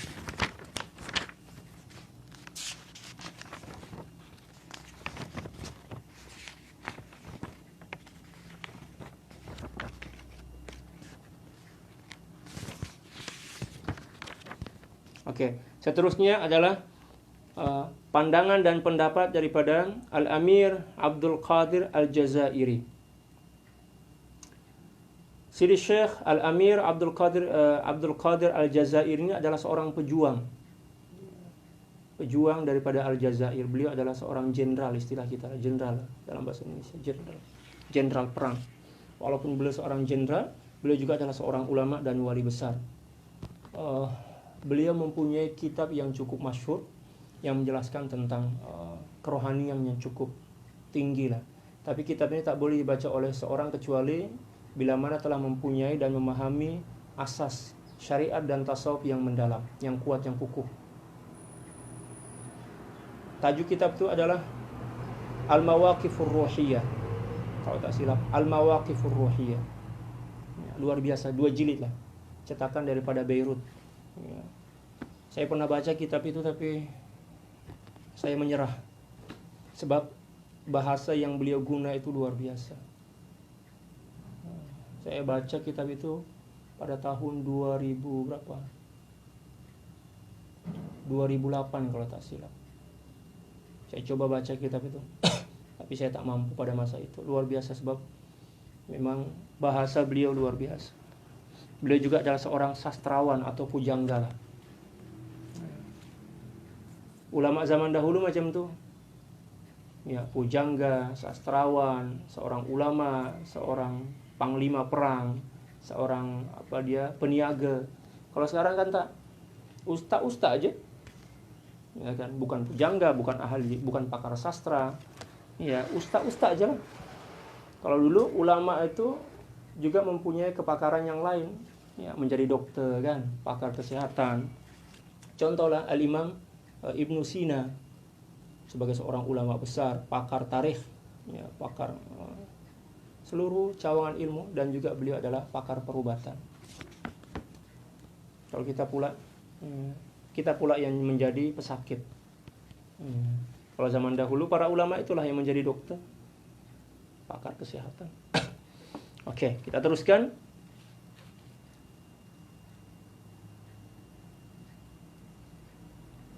Al-Amiru Abdul Qadir Al-Jazairi, Sayyidul Imam Sayyidul Amir Abdul Qadir Al-Jazairi radhiyallahu ta'ala anhu, nafa'ana Allahu bi'ulumihi wa ulumi syuyukhihi wa syuyukhina wa jami' awliya'illahi salihin fid darin. Allahumma. قال الأمير العارف بالله عبد القادر الجزائري في كتابه المواقف.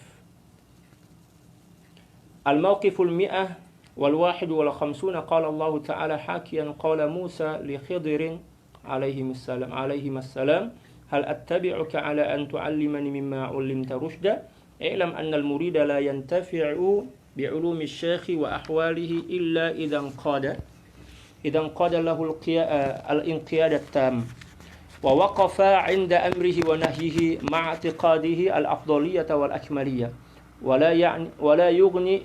ولا يغني أحدهما عن الآخر كحال بعض الناس يعتقد في الشيخ غاية الكمال ويظن أن ذلك يكفيه في نيل غرضه وحصول مطلبه وهو غير متمثل ولا فاعل لما يأمره الشيخ به الله أكبر أو ينهاه عنه.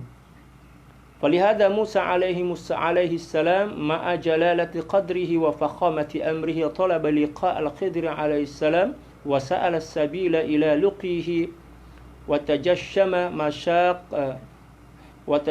مشاق ومتاعب في سفره كما قال لقد لقيت من سفرنا هذا نصبا. ومع هذا كله لما لم يمتثل نهيا واحدا وهو قوله تعالى فلا تسألني عن شيء حتى أحدث لك منه ذكرا من انتفع بعلوم الخضر عليه السلام مع يقين موسى عليه السلام الجازم أن الخضر أعلم منه بشهادة الله تعالى لقوله تعالى عندما قال موسى عليه السلام لا أعلم أحدا أعلم مني بلى عبدنا خضر. Jadi yang selalu kita dengar itu Khidir, tapi terkadang juga ulama membacanya dengan Khadirun. Wa ma khassa ilman duna ilmin bal ammama. Wa ma khassa ilman duna ilmin bal ummima bal ammama. Wa kana Musa alaihi salam awalan ma alima anna isti'dadahu la yaqbalu syai'an min ulumi Khidir alaihi salam. Wa amma Khidir عليه السلام فإنه علم ذلك أول وهلة فقال إنك لن تستطيع معي صبرا وهذا من شواهد علمية الخضر عليه السلام فلينظر العاقل إلى أدب هذين السيدين.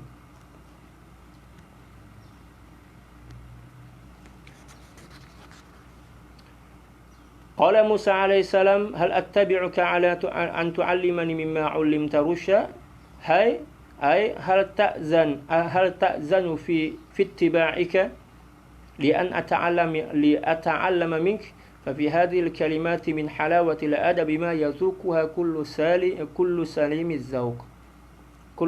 الذوق. وقال خضر عليه السلام فإن اتبعتني فلا تسألني عن شيء حتى أحدث لك منه ذكرا وما قال فلا تسألني وسكت فيبقى موسى عليه السلام حيران متعطشا بل وعده أنه يحدث له ذكرا أي علما بالحكمة فيما فعل أو ذكرا بمعنى تذكرا. الله أعلى وأعلم. Seterusnya adalah pandangan daripada Al-Amir Abdul Qadir Sidi Syekh Abdul Qadir Al-Jazairi. Berkata Al-Amir Al-Arif Billah Syekh Abdul Qadir Al-Jazairi dalam kitab beliau yang bernama Al-Mawaqif, yaitu menjelaskan tentang pendirian ke-151. Allah Subhanahu wa taala berfirman sebagaimana diceritakan kata-kata Nabi Musa alaihissalam kepada Khidir alaihissalam, yang bermaksud Musa berkata kepada Nabi Khidir, bolehkah aku mengikutimu supaya kamu mengajarkan kepadaku ilmu yang benar di antara ilmu-ilmu yang telah diajarkan kepadamu. Ini satu di antara adab seorang murid bila mana berjumpa dengan guru dia.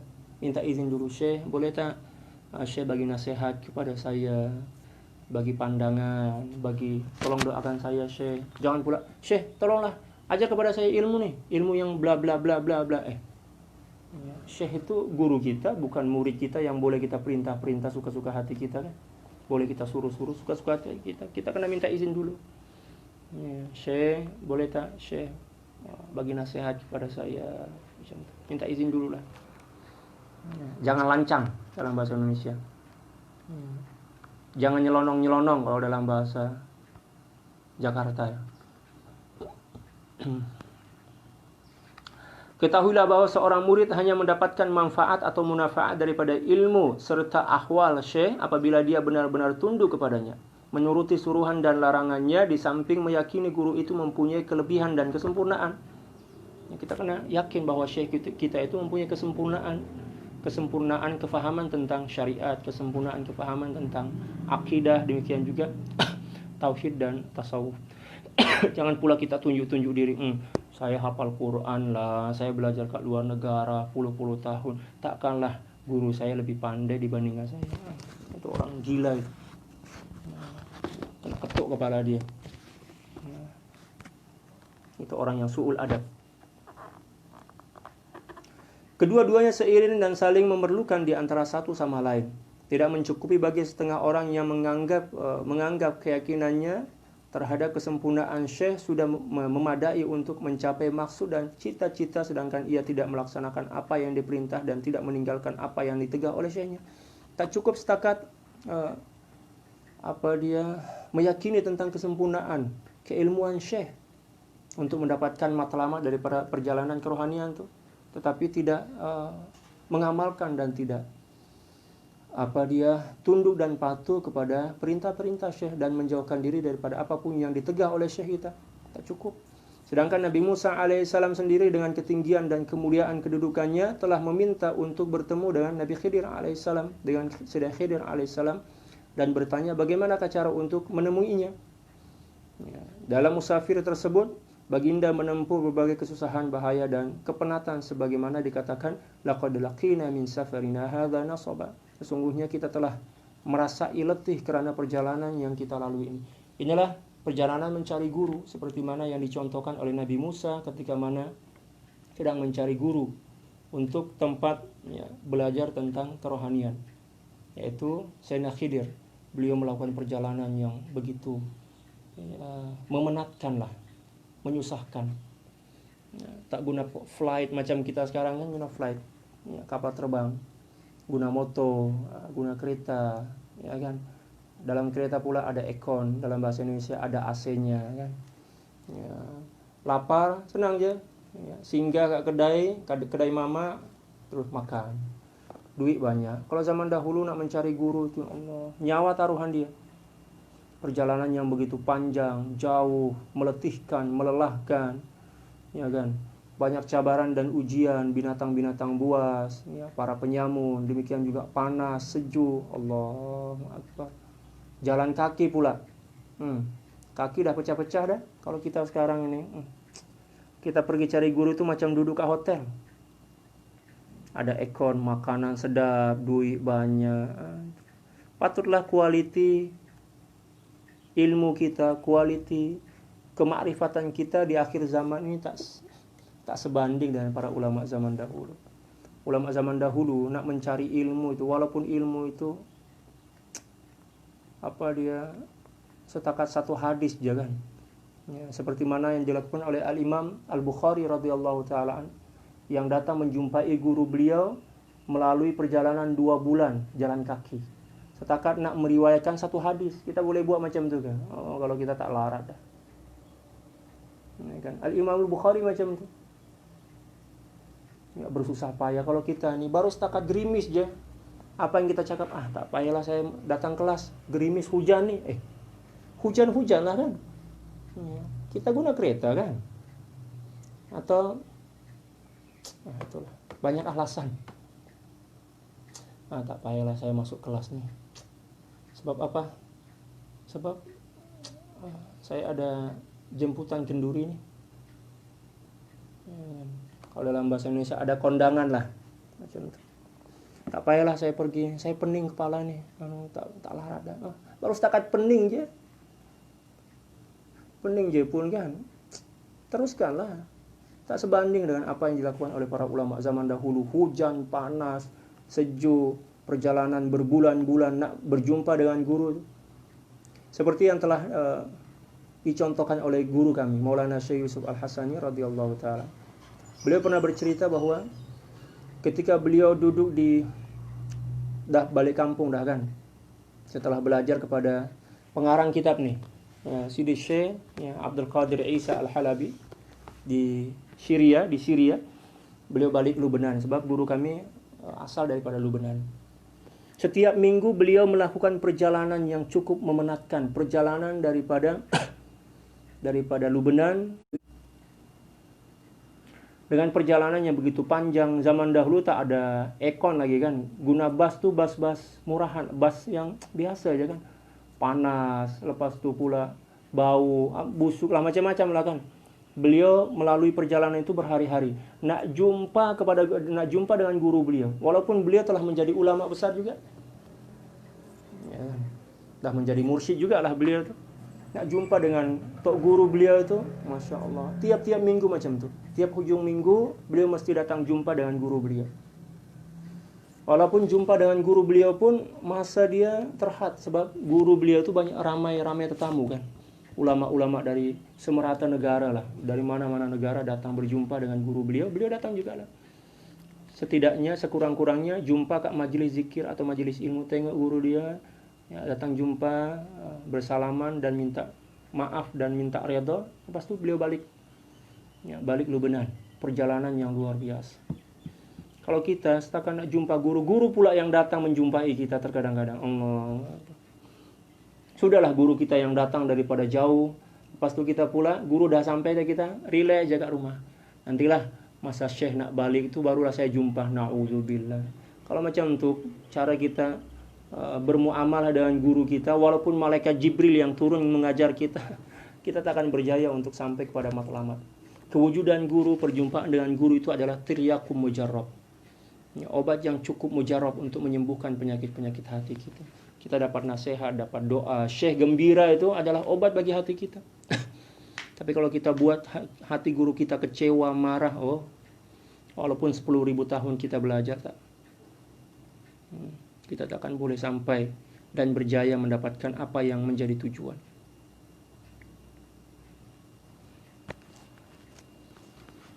Allahu Akbar.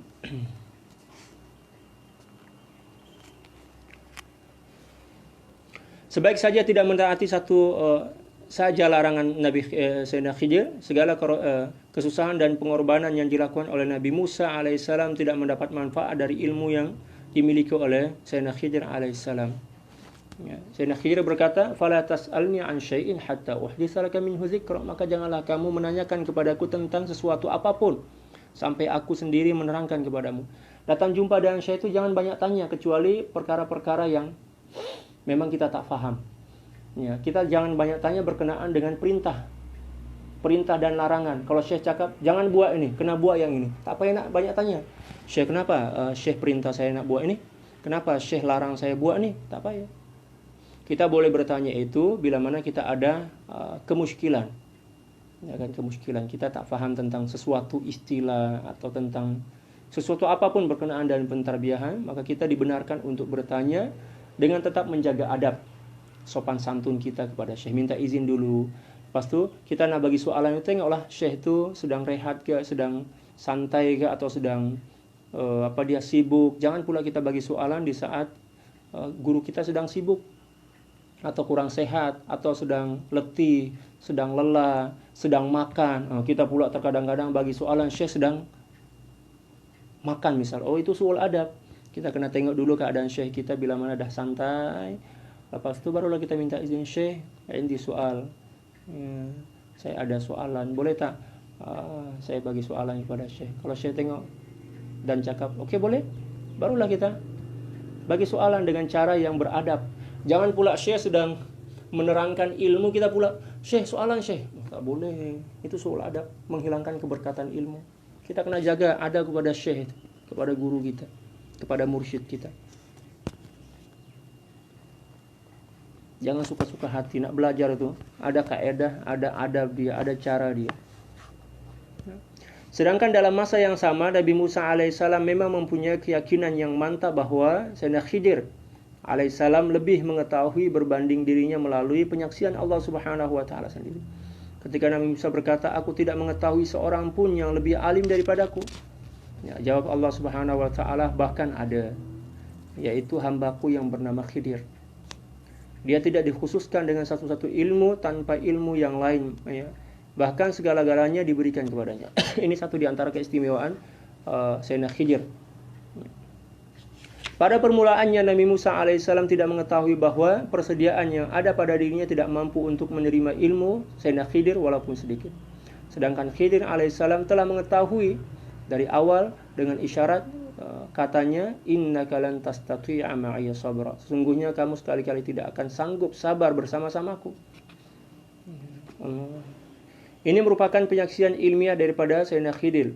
Ya, Sayyidina Khidir. Oleh itu, wahai orang-orang yang berakal, ya, perhatikanlah adab yang ditunjukkan oleh kedua-dua insan agung ini.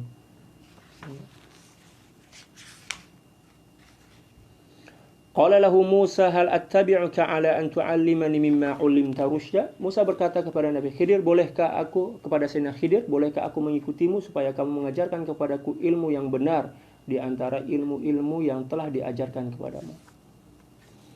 Ya, maksud dari perkataan tersebut ialah, adakah kamu izinkan aku mengikutimu untuk aku belajar darimu? Kata-kata ini mempunyai kemanisan budi pekerti yang memang dirasakan atau dirasai oleh mereka yang mempunyai zauq yang sempurna. Qala fa in ittaba'tani fala tas'alni an syai'in hatta uhditsa laka minhu dzikra.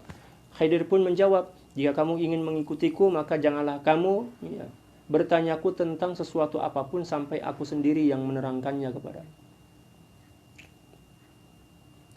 Dalam ayat ini, Sayyidina Khidir alaihissalam tidak hanya berkata jangan kamu bertanya, kemudian dia menyebabkan Nabi Musa alaihissalam terpinga-pinga keheranan.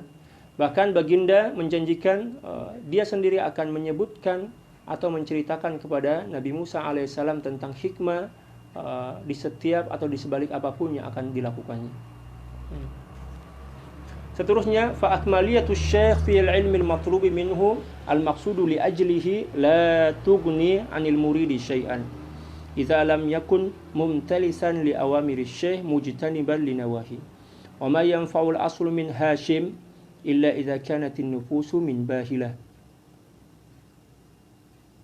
Wa innama tanfa'u akmaliyatu syekh min haitsu ad-dilalah al-muwassilatu ila al-maqsud wa illa fasyekhu la yu'til murida illa ma a'tahu lahu isti'daduhu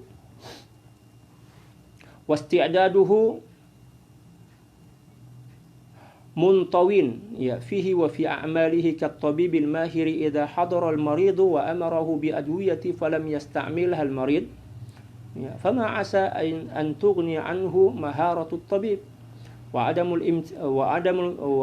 imtithalil marid dalilun ala anna Allah ta'ala ma arada shifaahu min illatihi fa inna Allah idza arada amran hayya lahu asbabah wa innama wajaba 'ala al-murid talabul akmalil afdal min al-masyayikh khasyata ay yulqi qiyadahu biyadi jahilin bit tariqil muwassili ila al-maqsud fa yakunu dhalika 'aunan ala halakihi.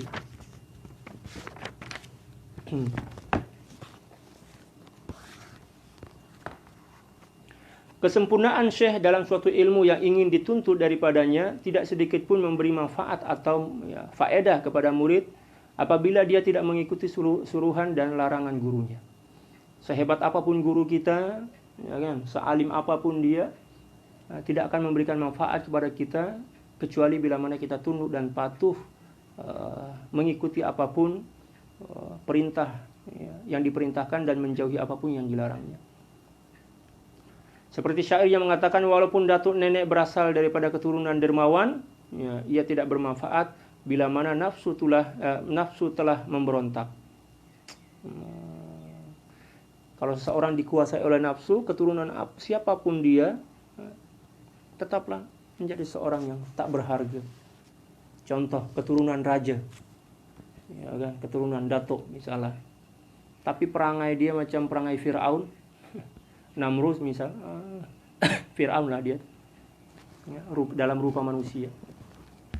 Sesungguhnya kesempurnaan syekh hanya mampu memberi manfaat kepada murid untuk memimpin menuju matlamat. Syekh tidak akan memberi ilmu kepada muridnya kecuali menurut persediaan murid tersebut terhadap gurunya.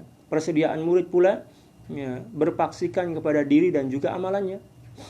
Ya, kalau guru mursyid kita sempurna, alim, soleh, tapi kita tak buat persediaan dalam jiwa kita dengan ketundukan dan kepatuhan kepada guru, maka keluasan dan kehebatan guru itu tidak akan memberi manfaat kepada kita.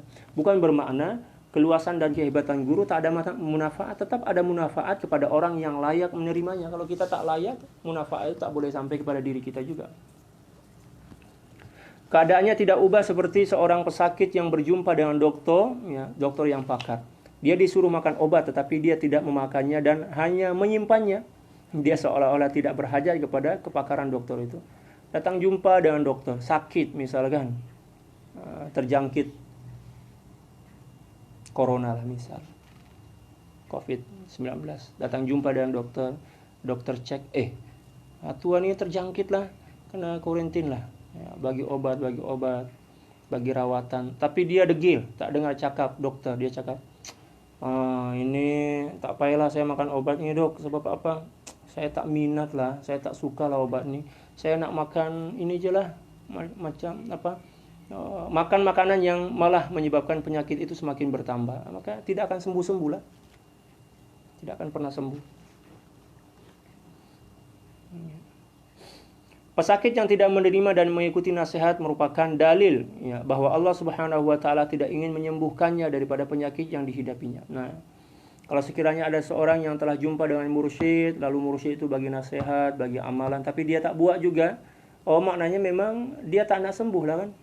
Sebab penyembuhan penyakit hati itu melalui beberapa cara. Di antaranya adalah mengamalkan perintah dan menjauhkan diri daripada larangan yang disampaikan oleh Syekh. Yang kedua, mengamalkan zikir dan wirid yang dibagi oleh Syekh, dan juga dia mendengarkan dan mengamalkan nasihat, seluruh nasihat tunjuk ajar daripada Syekh. Ini kerana apabila Allah Subhanahu wa taala inginkan sesuatu, dia akan mempermudahkan asbab terhadap perkara tersebut.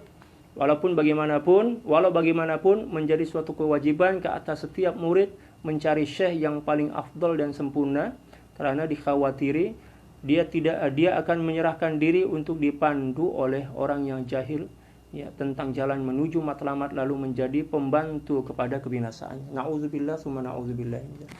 Oleh sebab itu kena cari guru yang betul-betul lah, pakar. Wallahu a'la wa a'lam. Cukup dah untuk bacaan, ya, kitab Haqaiq Anit Tasawuf. InsyaAllah petang nanti kita akan teruskan. Seterusnya kita nak baca satu atau dua istilah daripada kitab Mi'raj, ya, At-Tasawuf.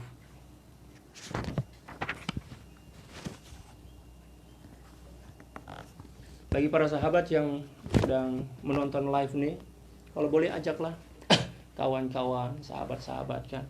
Bagi yang minat, saya tak paksa pun. Kalau yang minat, ada yang minat. Sebab ilmu tasawuf ini adalah ilmu yang paling diperlukan lah di akhir zaman. Ramai orang yang alim tapi stres. Ramai orang yang pandai tapi tertekan. Ya, banyak masalah dalam hidup. Sebab apa? Tak belajar tentang ilmu tasawuf. Ya, tapi alhamdulillah di Malaysia ini semenjak beberapa tahun terakhir belakangan ini semakin ramai para peminat tasawuf. Saya masih ingat lagi pada tahun mula-mula saya masuk Malaysia ini pada tahun 2013. Tak ramai ustaz-ustaz atau ulama kita yang mengajarkan tasawuf. Kebanyakan fiqh, tentang tarikh, tentang sirah, tentang tafsir kan.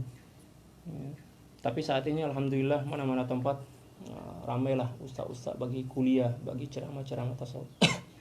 Dan ramai juga masyarakat jamaah yang bagi tahu kepada saya bahwa ilmu yang paling diperlukan oleh masyarakat saat ini adalah ilmu tasawuf lah, ilmu yang menghilangkan kerisauan, kegalauan dalam jiwa, ilmu yang mengajarkan kita tentang sifat redha, ya kan, memahami tentang rahasia-rahasia, memahami tentang hikmah dan ibrah di sebalik setiap apapun yang berlaku di dunia ini.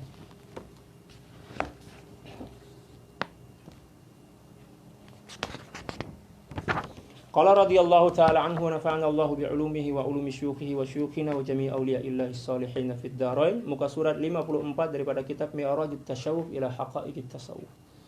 Qala al-muallif, ya, istilah yang ke-66, nomor 66, al-hikmah. Apa maksud daripada hikmah?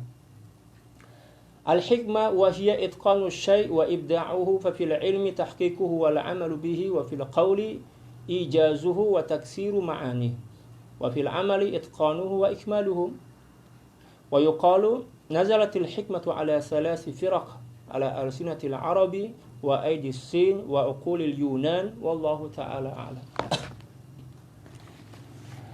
Kaidah yang ke-66, hikmah, tentang istilah hikmah. Kita selalu dengar istilah hikmah. Oh, hikmahnya ini. Ya, ini adalah ahli hikmah, ilmu hikmah. Kita selalu dengar. Tetapi apa yang kita telah pun paham, sedia paham tentang hikmah, yang kita paham lah kan. Jangan kita guna untuk memahami istilah hikmah dalam tasawuf. Sebab maksud dia berbeza lah, tak sama. Untuk memahami istilah hikmah dalam tasawuf itu kita tengoklah apa penerangan dan penjelasan beliau, keterangan dan penjelasan beliau. Hikmah ialah menyempurnakan sesuatu, ya, dan memperindahnya. Hikmah itu adalah menyempurnakan sesuatu dan mempercantik sesuatu itu. Kita buat kerja ini contoh aja, beliau bagi contoh. Kita buat kerja itu, kita kena buat kerja itu bersungguh-sungguh lah. Kemas, cantik kan. Ya, jangan pula serabut. Ya, disiplin, ya kan? Buat kerja itu sepenuh hatilah. Ya, kita buat kerja dengan jiwa kita, bukan dengan akal dan setakat bisikan kepentingan sahaja. Ya. Maka makna hikmah atau hikmah dalam perjalanan ruhaniyah ialah yang pertama, ya, dalam hal ilmu ialah mengetahui secara mendalam akan sesuatu dan mengamalkannya. Hikmah berkenaan dan ilmu adalah mengetahui secara mendalam dan mengamalkan ilmu itu. Barulah ilmu itu bertukar menjadi hikmah dari sudut ilmu lah kan. Ilmu di sebalik hikmah di sebalik ilmu, kata para ulama tasawuf, adalah memahami ilmu itu secara mendalam dan sahih, benar, dan juga mengamalkannya dengan sempurna. Barulah ilmu itu bertukar menjadi hikmah. Hikmah daripada ilmu. Nak menggapai dan mengecapi hikmah daripada ilmu itu syarat dia dua. Yang pertama, menuntut ilmu dengan sebenar-benar, ya, bersungguh-sungguh, dan ilmu itu kita kena pastikan ilmu itu sahih, ya, tidak bercampur dengan benda-benda yang tak elok. Lepas itu kita amalkan dengan keikhlasan hati dan sempurna. Barulah ilmu itu bertukar menjadi hikmah. Selepas itu barulah kita mendapatkan hikmatul ilmi, hikmah kepada ilmu. Macam itu kan? Ya. Contoh yang lain dalam ucapan, ya, ringkas tetapi melimpah makna. Istilah kita memadai lah. Bahasa dia, cakap dia tuh ringkas je, tak banyak kelok-kelok lah. Apa istilah sini? Kelok-kelok kan? Tak banyak pusing-pusing sana sini. Terus, ya, kepada matlamat sebenar apa yang ingin disampaikan. Seperti yang dikatakan oleh para ulama, ya, berkenaan dengan kalam nih kan. Khairul kalam, ya, ma qalla wadal. Ya, khairul kalam ma qalla wadal. Sebaik-baik ucapan adalah ucapan yang singkat tetapi memadai. Singkat dan memadai lah istilah kita. Demikian juga seseorang dianggap sebagai seseorang yang ahli hikmah dalam ucapan adalah bila mana dia telah mampu memahamkan seseorang dengan ucapan yang ringkas atau singkat tetapi memadai. Ataupun kalau sekiranya ada orang yang cakap nak menyampaikan suatu makluman, misal maklumat lah, tetapi perlu kepada masa yang panjang, misal ambil masa. Oh, maknanya dia bukan ahli hikmah tu. Ahli hikmah itu adalah seseorang yang boleh memahamkan seseorang lain dengan ucapan yang ringkas dan memadai. Ya, ma qalla wadal. Khairul kalami ma qalla wadal, kata para ulama. Adapun yang ketiga, ya, di dalam amalan, ya, memperindah dengan maksimum dan menyempurnakannya dalam amalan seperti itu. Ya kan? Dikatakan bahwa hikmah itu telah turun atau diberikan kepada 3 golongan di dunia ini. Ini kata para ulama, ya, yaitu pada lisan, ya, orang Arab, karena memang kita ketahui sedia maklum bahwa orang Arab ini luar biasa, bahasa dia, ya, bahasa sastra dia memang cukup tinggi lah, sangat tinggi, sebab mereka berpandukan kepada Al-Quran dan hadis-hadis baginda Rasulullah SAW.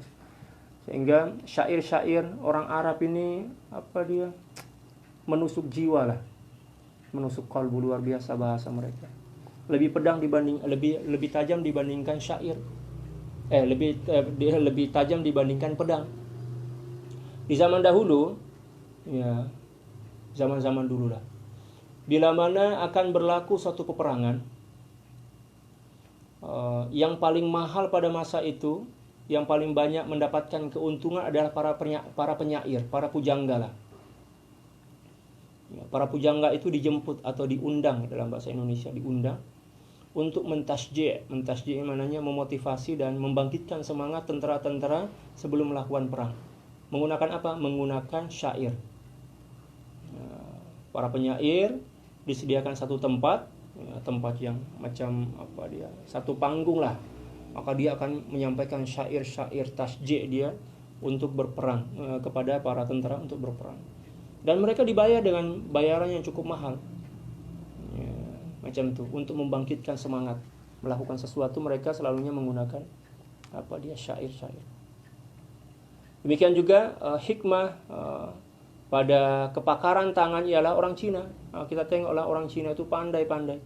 Walaupun terkadang-kadang dia orang setakat pandai meniru aja kan, memalsukan barang, tapi dia orang memang mempunyai kepakaran lah untuk benda-benda macam itu. Ya kan? Contoh, saya masih ingat lagi. Ini bukan kita nak cerita tentang keaiban suatu bangsa, tapi ini adalah kenyataan. Ya kan? Saya ingat dulu masa di Mesir belajar, nak pergi beli barang lah kat Carrefour. Ya. Saya jumpa dengan ramai orang Cina pada masa itu kan. Saya tengok, ramainya orang Cina. Saya terkejut sebab di tanah Arab first time saya jumpa dengan orang Cina kan. Pada masa itu di Mesir lagi. Ramainya luar biasa. Ya. Dia orang pusing. Ingatkan nak beli barang. Ternyata tak beli barang pun. Dia setakat sentuh pegang barang tu. Macam ni, pegang. Lepas tu dia nganggu, ambil gambar. Lepas tu berlalu lah. Pergi ke tempat yang lain. Tengok barang, pegang, ambil gambar. Dia orang senyum-senyum, dah pergi. Selepas 4 bulan, ya Allah, kita orang masuk kat Carrefour itu, tengok barang, barang ini cantik lah, murah pula. Tengok, macam serupa lah dengan barang 3 bulan, 4 bulan lepas. Tapi kenapa pula murah? Murah sangat kan? Nampak cantik tapi murah. Kita belilah. Sampai rumah, baru sekali dua guna, dah hancur dah rosak dah. Baru kami orang sedar yang itu adalah barang palsu. Siapa yang buat? Dia orang buat. Cina. Betul lah kata Sidi Syekh Ibnu Ajibah ini. Orang Cina ini dibagi kepakaran oleh Allah Subhanahu wa taala untuk membuat dan mereka sesuatu, membuat sesuatu. Menirulah. Macam tu meniru. Satu jangan dia orang tak boleh tiru. Apa dia? Nyawa aja. Yang lain tu ada orang boleh buat dah. Nyawa jangan tak boleh dia orang buat. Ya kan, nyawa aja satu aja. Tubuh badan manusia ini dia orang boleh buat dah. Nyawa jangan tak boleh buat. Ya kan, Cina macam tu. Seperti yang berlaku lah. Contoh misal pesawat tempur, ya, buatan Rusia lah kan. Ya, Su-35. Saya suka baca dan tengok video tentang militer lah, tentang ketenteraan, tentang persenjataan dunia. Saya suka, memang saya minat lah. Su-35 itu adalah satu di antara jenis pesawat generasi ke-4 lebih daripada buatan Rusia. Ya kan? Cina beli pesawat itu daripada negara lain, bukan terus kepada Rusia. Lepas itu dia orang bongkar kat Cina, lepas itu dia orang tiru lah. Ya, dia orang tiru dan terciptalah satu pesawat yang hampir serupa dengan Su-35, tetapi kualiti yang berbeza. Lepas itu dia orang jual ke negara yang lain. Kita orang kena tipu lah. Demikian juga senjata-senjata yang lain. Memang Cina ini memang pandai meniru, tapi terkadang-kadang menipu juga lah. Tapi tak semua lah kan, tak semua. Ramai juga orang Cina yang apatah lagi yang telah masuk Islam, yang sedarlah tentang perbuatan-perbuatan yang tidak elok seperti mana yang dilakukan oleh orang-orang yang tak bertanggung jawab. Dia orang faham juga lah. Sesuai dengan apa yang dikatakan oleh Sayyidi Ibnu Ajibah dalam kitab ini, bahwa para ulama telah mengetahui dan telah menyadari bahwa orang Cina ini merupakan kaum atau puak yang memang dibagi keistimewaan oleh Allah Subhanahu wa taala untuk boleh meniru melalui kerja tangan, meniru apapun jua. Ya kan?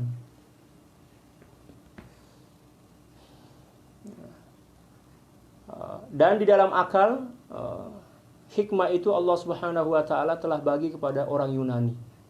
Sebab memang kalau kita tengok pakar-pakar filsuf lah istilah kita, kebanyakannya daripada Yunani kan. Ya, Aristoteles kalau tak silap Yunani juga, Plato, ya kan. Demikian juga kawan-kawan konco-konco di orang. Tapi bukan bermakna kaum muslimin tak pandai, kaum muslimin juga ramai yang pakar ya dalam falsafah atau filosof. Para filosof di antaranya adalah Ibnu Arabi, di antaranya adalah Ibnu Sina, ya kan. Di antaranya juga adalah Al-Farabi. Banyak sangatlah, ramai sangat ya, golongan kaum muslimin yang pakar ya, dalam ilmu filsafat atau falsafah. Seterusnya al-aqlu wal mauhub wal maqsub. Ya, wallahu a'la wa alam. Cukuplah. Insyaallah petang nanti kita akan teruskan pembahasan tentang istilah al-aqlu. Apa maksud daripada akal? Lalu kita dengar akal, kita pun punya akal, tapi kita tak seberapa paham apa maksud daripada akal. Insyaallah petang nanti kita sambung. Wallahu a'la wa alam. Cukup sekian yang boleh saya kongsikan. Semoga bermanfaat dan menjadi amal ibadah yang boleh menghampirkan hati kita ya, menuju kepada Allah Subhanahu wa taala untuk bermakrifah dan mencintainya. Allahumma amin. Ya, macam biasa kita tutup sebelum kita bersurai, kita membaca salawat ke atas baginda Rasulullah sallallahu alaihi wasallam sebanyak 11 kali. Innallaha wa malaikatahu yusholluna 'alan nabiy ya ayyuhalladzina amanu shallu 'alaihi wa sallimu taslima. Allahumma salli ala sayyidina Muhammadin wa alihi wa sallim. Allahumma salli ala sayyidina Muhammadin wa alihi wa sallim. Allahumma salli ala sayyidina Muhammadin wa alihi wa sallim. Allahumma salli ala sayyidina Muhammadin wa alihi wa sallim. Allahumma salli ala sayyidina Muhammadin wa alihi wa sallim. Allahumma salli ala sayyidina Muhammadin wa alihi wa sallim. Allahumma salli ala sayyidina Muhammadin wa alihi wa sallim. Allahumma salli ala sayyidina Muhammadin wa alihi wa sallim. Allahumma salli ala sayyidina Muhammadin wa alihi wa sallim. Allahumma salli ala sayyidina Muhammadin wa alihi wa sallim. Allahumma salli ala sayyidina Muhammadin wa alihi wa sallim adada ma wasi'ahu ilmullah. Sekian, wallahu muwaffiq wal hadi ila sabilir rasyad wal afu minkum. Tsumma assalamu alaikum warahmatullahi taala wabarakatuh. Sampai jumpa lagi insyaallah.